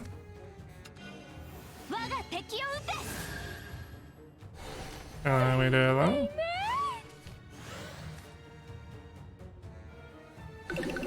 Make another one of these.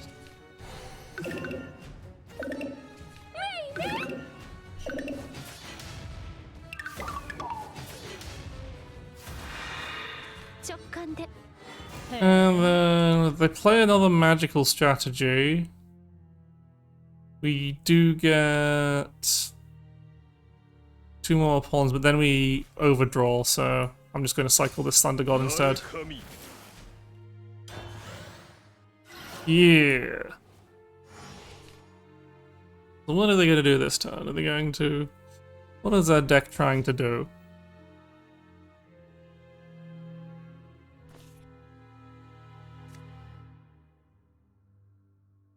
I do kind of want to draw a card, because I do want to heal at some point, and I would like to have these Uranuses active. Like, ideally, they clear off our board so I can Mystic King Magical, and play something beefy so I can Mystic King Magical Strategy. And hope they don't kill us with some nonsense. I don't know how they'd kill us this turn. Like, they haven't played Orcus. Yeah, they're just playing New Discovery. Okay. And trading like that, I guess. Okay, that clears our boards and gives us exactly what we wanted, really. So, yeah. Ooh, I could insight. Yeah, I'm gonna wait for. I'm gonna do a bit more of a stronger turn. I think I'm going to insight so that I can Uranus that to heal and prevent some damage, and do some damage there, and then I'm just going to counter magic to block whatever nonsense they try and do next turn. Now we have a 0-cost Mystic King. Yeah, I think that was better than Mystic King last turn. This might be worth waiting until turn 9 so that then we can Mystic King and Yukishima in the same turn. And we have to make sure they have something we can trade off one of the pawns for. That's a very... Oh, it's a Calamity's Genesis deck. That explains it. That's why they've got a New Discovery.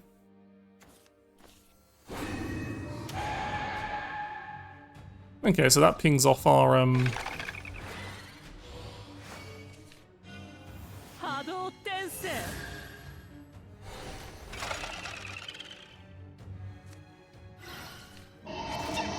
So that's just a ping off our damage shield, but well, now we have a backup Mystic King, so... Bwah! Bwah, bwah, bwah, bwah. So we can trade into... You play one of these magical strategies, might as well play the shiny animated ones.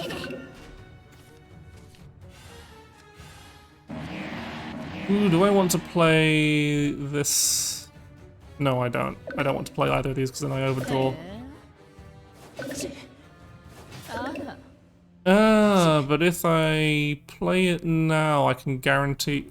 They're not going to kill me. I don't think they're going to kill me. I'm going to put money that they're not going to kill me. And then we either kill them with a second Mystic King or Yukishima.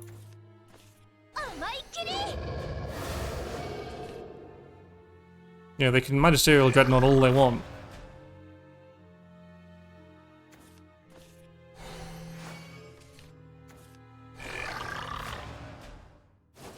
There it is, very much a Calamity's Genesis-based deck, I think, based on what they've played. They're playing a weird Portal Craft deck at the very least. There's Absolute Chastity, which cannot remove Mystic King. It's untargetable.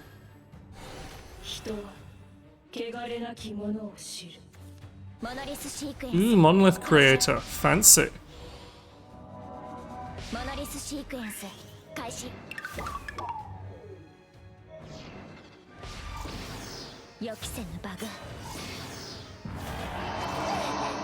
Well, unfortunately, my good friend, there is another. I'm very sorry. Wah, wah, wah. Yeah! We got the king down.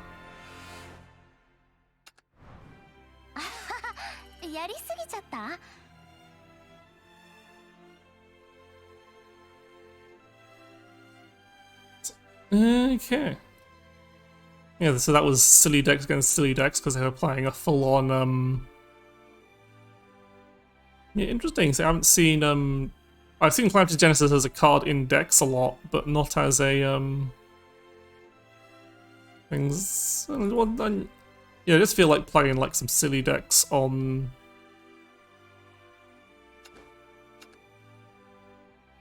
I have no idea this is, like, optimized Commander Sword, but I want to play it. Yeah, could have won with Yukishima also. Just dealer, which is very funny for seeing like an absolute huge number just pop up. Like just hit them in the face for 20. But, gotta go with the king, baby. Now let's see if we can do some Royal Fortress shenanigans. Oh no! Our own worst enemy, us! That not would absolutely despise herself. Okay, so... pretty good start. I'm gonna keep this entire hand.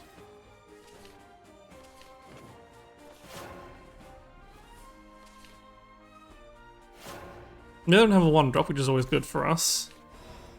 Then we can drop this Kitty Sergeant. Possible, do you want to... Actually, no.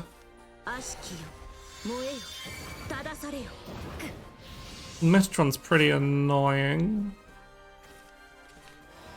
Okay, but we've got to kind of deal with that. I think getting a 2-3 in play is pretty good, so I'm going to tuck this Taketsumi.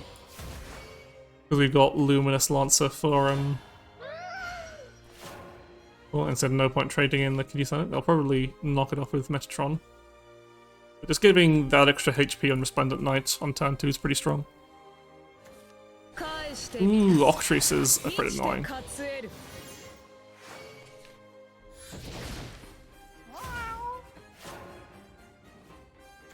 But I think we just put a Chimera in the way.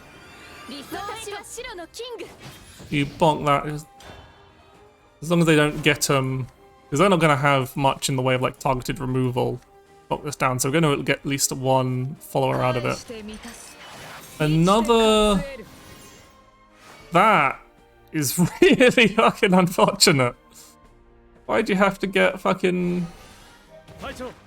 Why'd you have to have another Octrice? That's just rude. So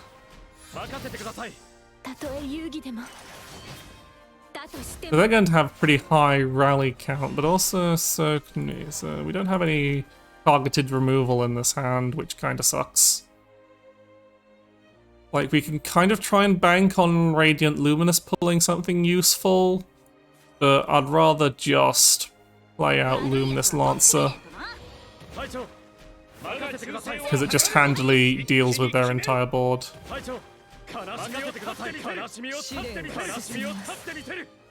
I don't even have to burn an Evo at this point. Yeah, we don't really care about Evo count, so using an Evo when we don't need to. There's no reason to.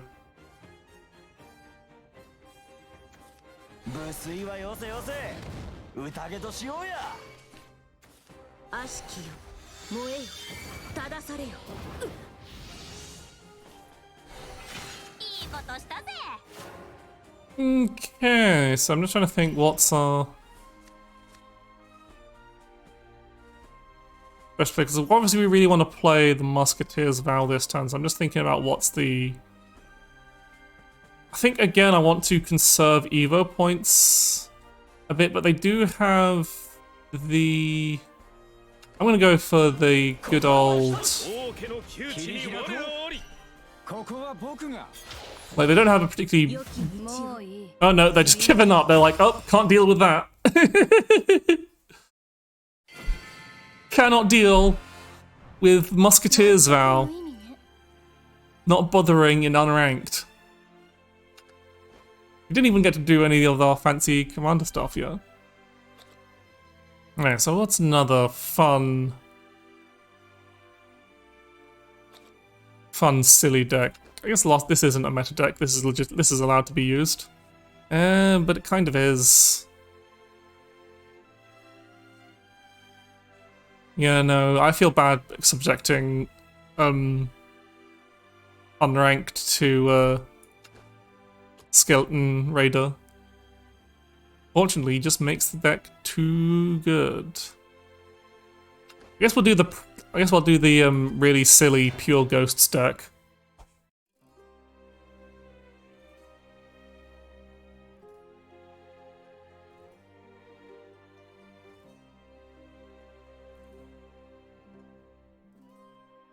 And then I think probably end stream soonish, maybe after one more game or two.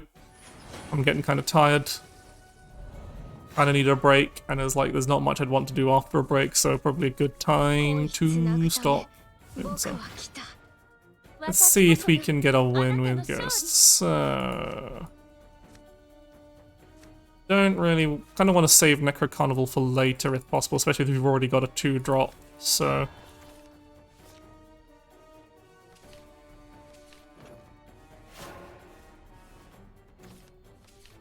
Yeah, we can just play Guiding Bellringer Angels.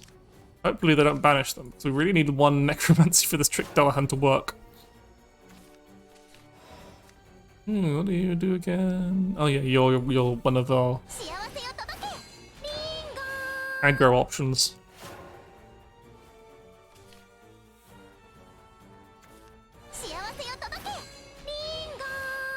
I'm tempted just to Skewering Snare that, because it's really annoying. Actually, no, better option. We can Krampus, we should Krampus, because now we've got like guarantees of shadows. And we've got another Bellringer Angel, so we might as well play that.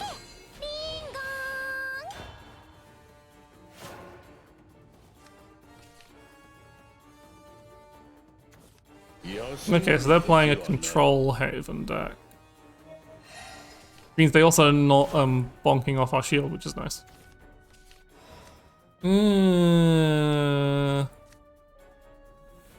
Yeah, because Trick Dullahan does draw us a card. Where in the world is Masquerade Ghost?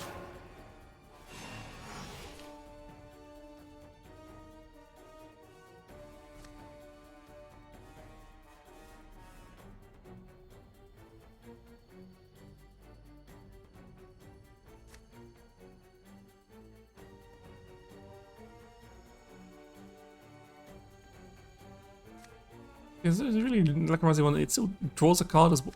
Getting draws a card as well as putting a ghost into your hand.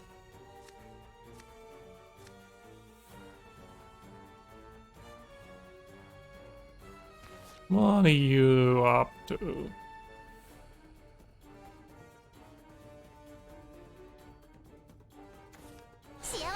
Just another Bellringer and Gillenese. I see. That's very annoying, so I'm guessing they're just trading off. Yep. You do be doing that. But not attacking for some reason. That seems odd. I kind of need to make some space in my hand, so yeah, I'm going to... I think I will Skewering Snare. But that doesn't actually do that much in terms of damage. Because they heal it back up. But maybe if I can get the Trick Dullahan to connect. Actually, I know what I want to do. I want to Skewering Snare that. Oh no, that was... Then we... I should have done this. I've done this the wrong order. Yeah, so...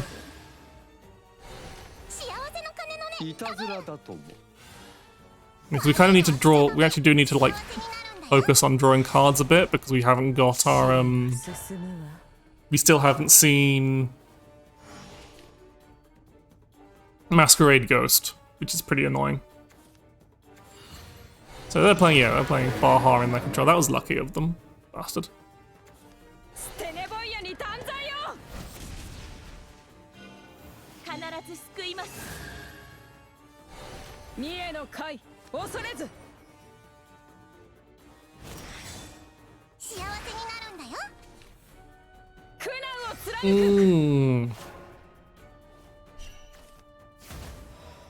This is quite annoying. So I need to put something to... I need to actually play some cards so that I actually have space for this Trick Dullahan card draw.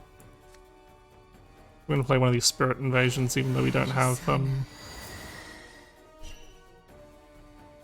Please draw me something that is useful. No, apparently not.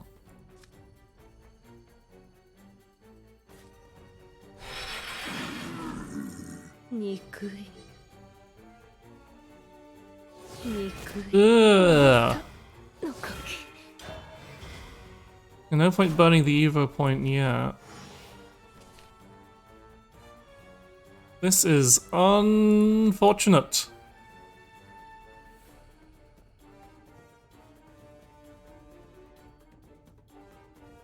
Yeah, a lot of our tickling isn't going to do much because they're just going to, you know, that's not going to do, that's not too scary, that's just banishing a card we're not actually too fussed about getting banished.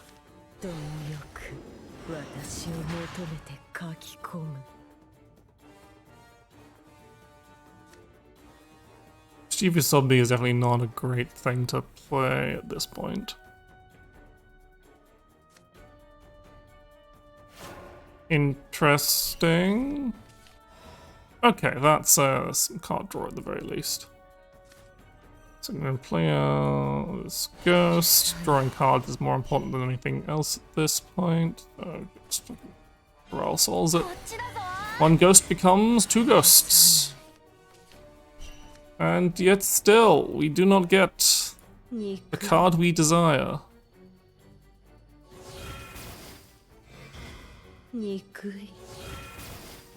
Play out another ghost.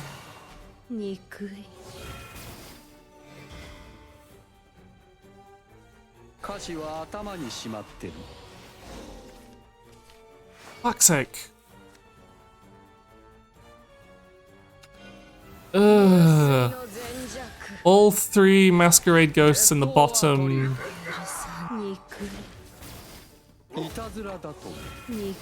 In the bottom half of our deck. Unfortunate, and now we're going to overdraw this turn.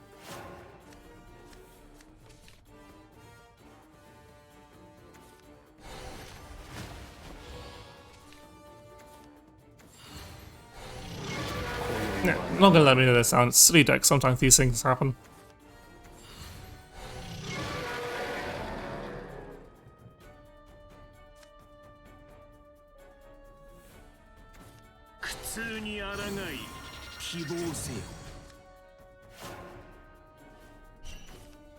Okay, at least that wasn't, So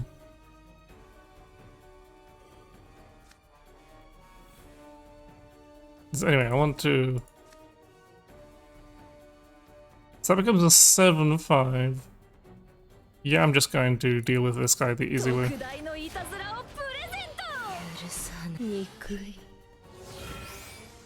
That kills one half of him. And that kills the other half of him.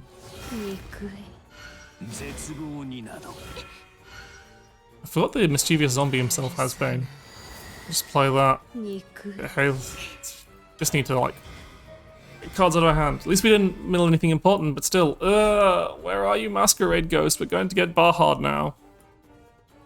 We absolutely have. Yeah, it's a very cute little ghost deck that I homebrewed up very early, which is why we're playing it unranked. But alas, I didn't draw. I haven't drawn the Masquerade Ghost. Very strange. Okay, they weren't. That's why they weren't fussed about that, because the Barhar's happening this turn. Now we possibly don't have any Masquerade Ghost in our deck. There he is! 4 turns too late. Okay. But we're gonna make do somehow. Somehow.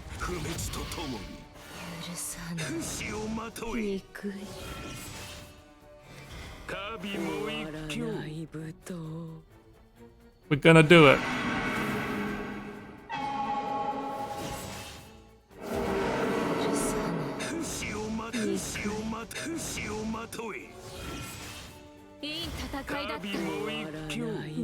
And we can't take down the Baha, so we just go face and hope they can't punch through our wall of ghosts.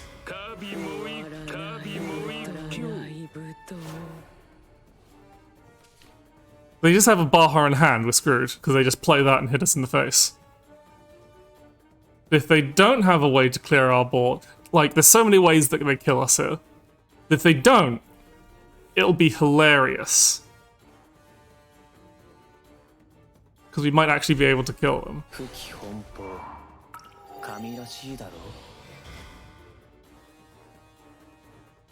That's rude as hell!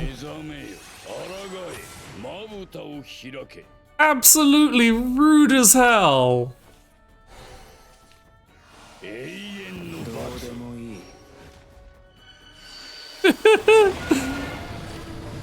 Do we still have another Masquerade Ghost in our deck? We do! They were literally in the bottom 5!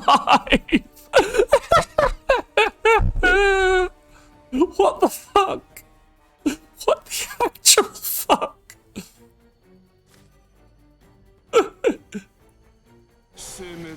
We might still be in this.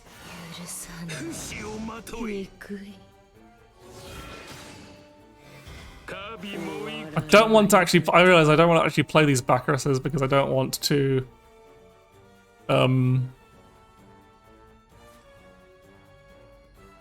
Draw cards. Do they have? So the question is. I kind of want to save Haunted Swordsman for when he does damage. Yeah, I kind of want to save Bonebreaker Bladesman for our last ditch attempt to actually kill. So I will play one Baccharos. Okay.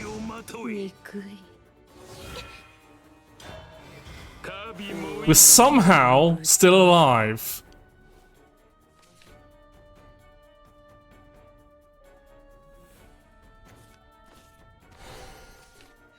That's a sign that they're not clearing our board, or at least they're trying to draw into something that clears our board.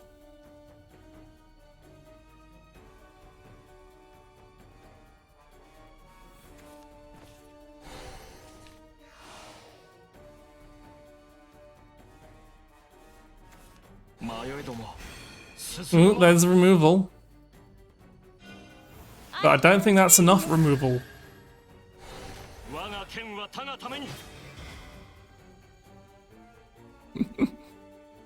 There's a ward though. So currently we've got two two Gargantuan ghosts that don't deal damage, like so. But they're. He's got banishing my Masquerade Ghosts! The bastard! Also, why didn't he just kill me?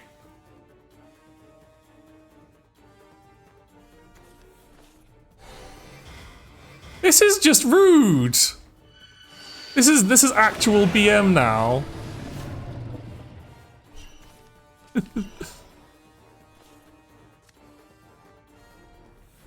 That is exceptionally rude.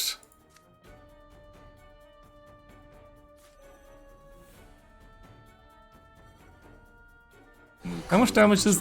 I think we might actually kill them though. Because that's 7.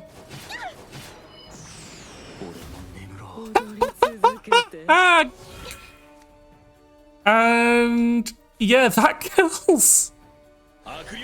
Oh wait, no, because it doesn't do any damage. Shit. Oh, if it didn't have the fucking Greater Will, they'd be dead. But they might still be. They draw any follower to kill this Gargantuan. No, because Necro Carnival doesn't, none of my Masquerade Ghosts have died at all. So Necro Carnival does not summon a Masquerade Ghost. Oh yeah, the ship! I should have thought about the ship! You're exactly right. Well, no, because I couldn't, yeah. Fair.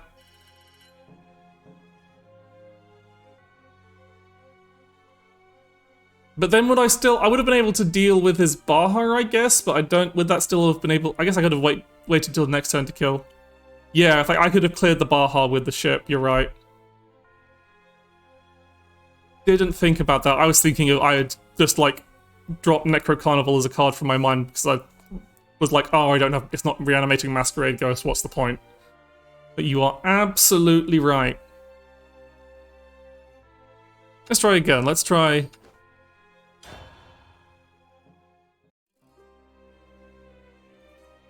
Let's try one more game with our silly ghost deck. Hopefully it'll go a bit better.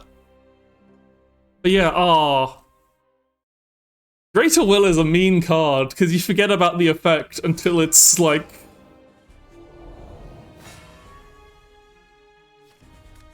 Just like, oh no. I thought I had it. I thought I'd killed them. Okay, so we've got Masquerade Ghost. So I'm gonna just keep that and Guiding Bellringer Angel, I think. I'm playing against a Runecraft of some variety.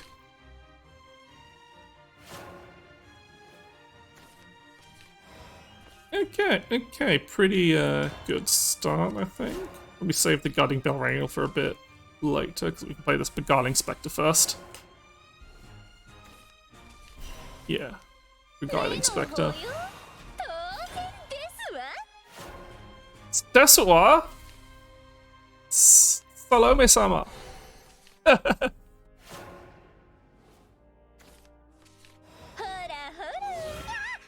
Yeah, I can use this. I think it's good to put some pressure on and gives me a good Krampus target.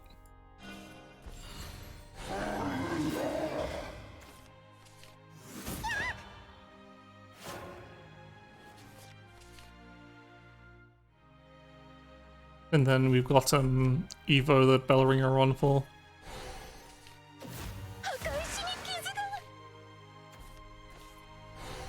Very rude. Yeah, I think I'm just... Let's see what the Bellringer gets us.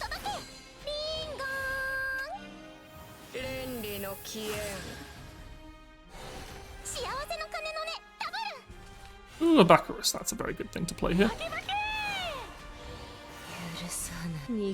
So many times I almost forgotten to attack with that ghost from Baccharis. I'm just like, oh yeah, just play Baccharis. It's good to put it into play. And I was like, oops, oh yeah, summons a ghost. Deals damage. God damn, Greater Will, such an annoying little card.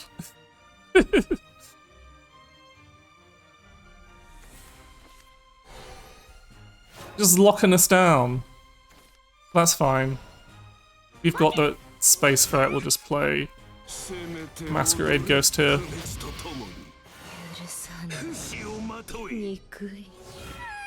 I'm tempted to Evo him just so he can't get banned. I don't think they're running Uranus, I think we're safe. They play Uranus, I've got my second Masquerade Ghost. Okay, we're fine. Ha! Get fucked. I mean, they probably have another one in hand. Yeah. Counter magic. Ha! Like we're now board locked, but eh.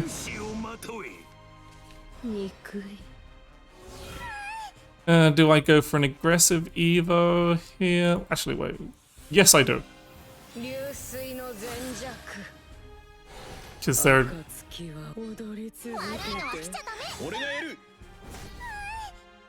Oh, they just gave up. Hey! Now we had the deck working as intended because we actually drew Masquerade Ghost.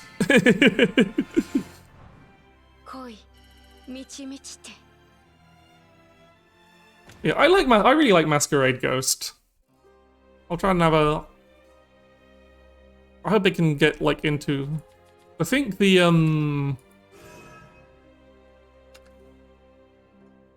like, I think the most successful version is this version. Don't need to go in it, I just wanted to preview it, sorry. Like, this is probably the most successful version I've seen. I think this one's gotten into a few... It got into like JCG once. It's kind of like this Last Words variant, where you're mostly just running Masquerade Ghost as a Last Words option, because just Masquerade Ghost and Baccharis is just pretty good. Well, you just got that core, the core of like, oh, there's some nice ghost cards here. You've got Masquerade, you've got Corral Souls, you've got Baccharis, and you've got Spirit Invasion. They're all good ghost generators that don't really hinder the deck in any way. Because Baccharis is a Last Words card with a very good Last Words. Masquerade Ghost, of course, has last words. This is also very good. Yeah, it is pretty much just regular last word shadow, but you're just like, oh, I'm playing all these ghost cards, might as well put Masquerade Ghost in it.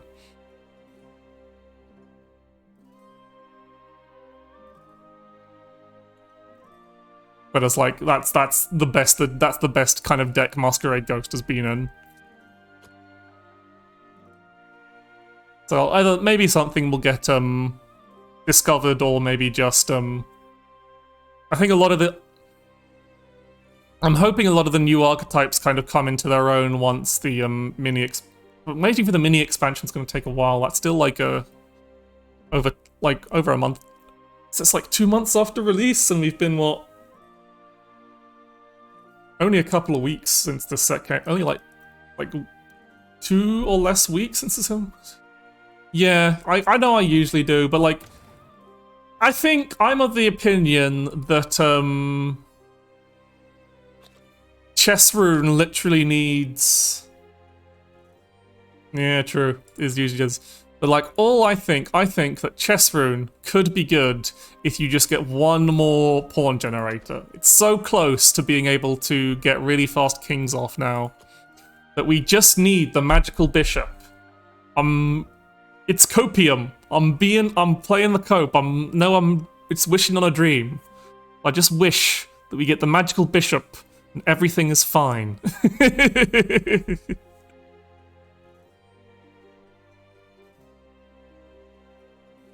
But yeah, that's true. Dragon usually gets some pretty bonkers cards in the mini expansion. What was Ooh.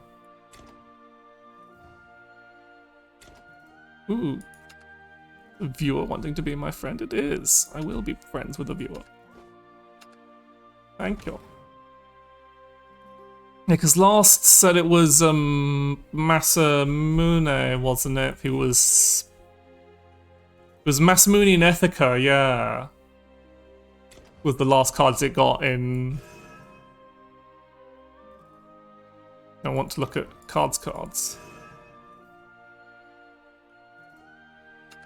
Yeah, this is Dragon Calf, Godworm, Golds and Legendaries. Yeah, it was Masamune that was in the mini expansion, right? Forte was in the base set. Masamune and Ethica. So yeah, that really did like Ethica mainly. Ethica was the really big card that kind of pushed Dragon back up. What did other... Well, I'm curious now, whilst we're winding down. What were the other mini expansion cards? I shouldn't... Why did I keep going back too quickly? So, gold, legendary, because they're always gold and expansionary. Godworm. So it was Demon Brand for Bloodcraft. Cyclical Fate for Portal. Like, Cyclical Fate changed Portal... Like, Cyclical Fate was mini expansion, and that changed that like we didn't put artifacts back on the map until this set, I guess. See, there was what else was Hamlin was the forest mini expansion, right? Pretty sure. Shadow got... No, Deathly Tyrant's Feast... Was Deathly Tyrant's Feast... I think that was core, wasn't it?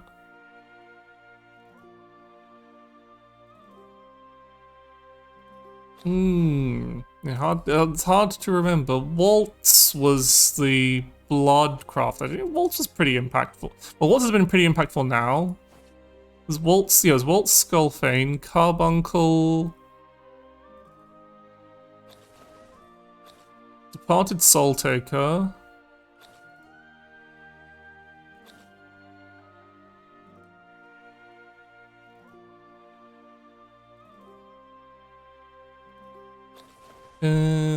Royal Fortress for sword.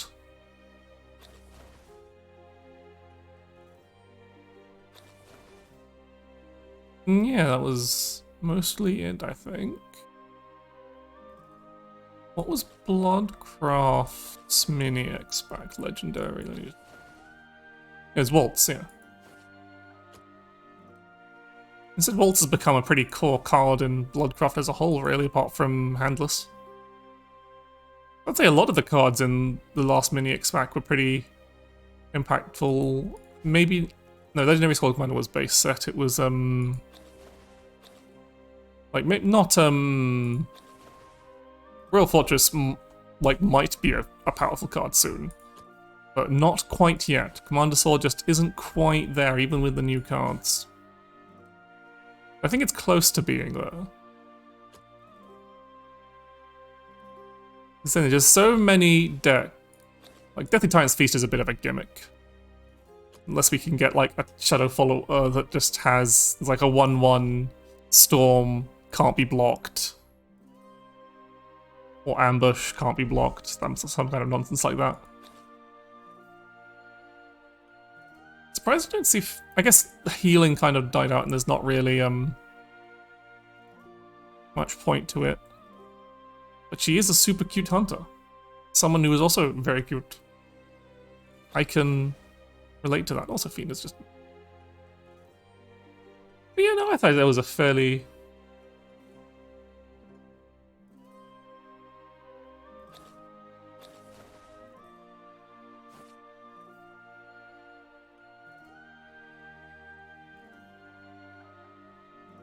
I think it can be good. I believe in the toilet.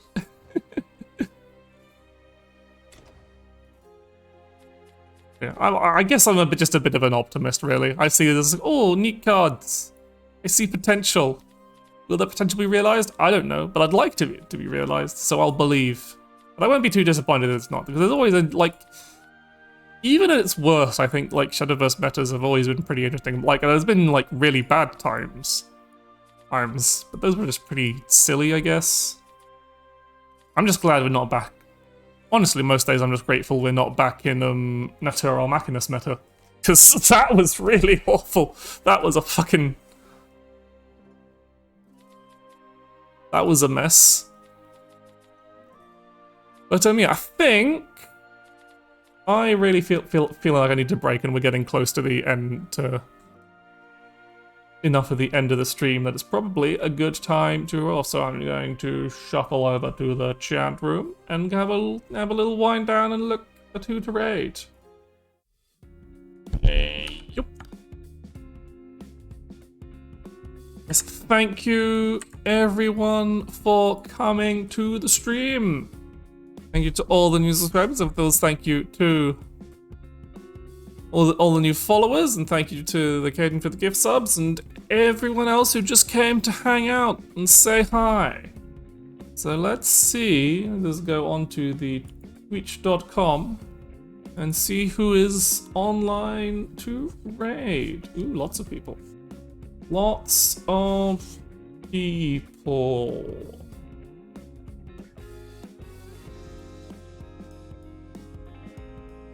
Ooh, choices, I'm actually...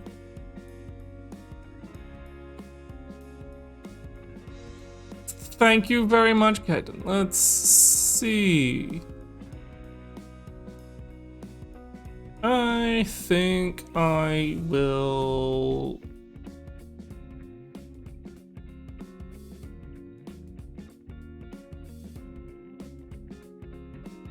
Let's do... choices. I'm sorry, I'm having a bit of a kind of let's raid Aura Hack. She's doing art, and I've been following her for a long time, so it'd be nice to like say hi to someone I haven't seen. So, yep.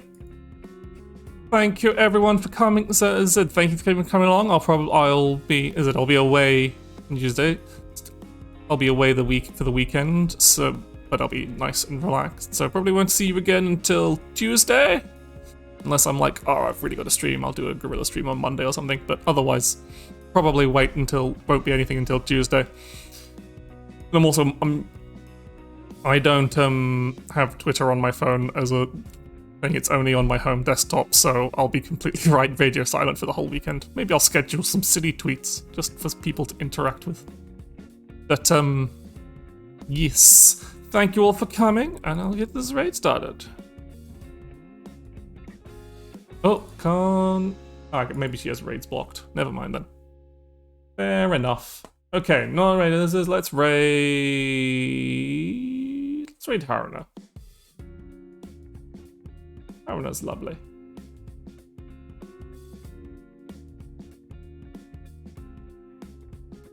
Right, anyway, I'm gonna switch off to the end screen. Thank you all for being lovely. Goodbye.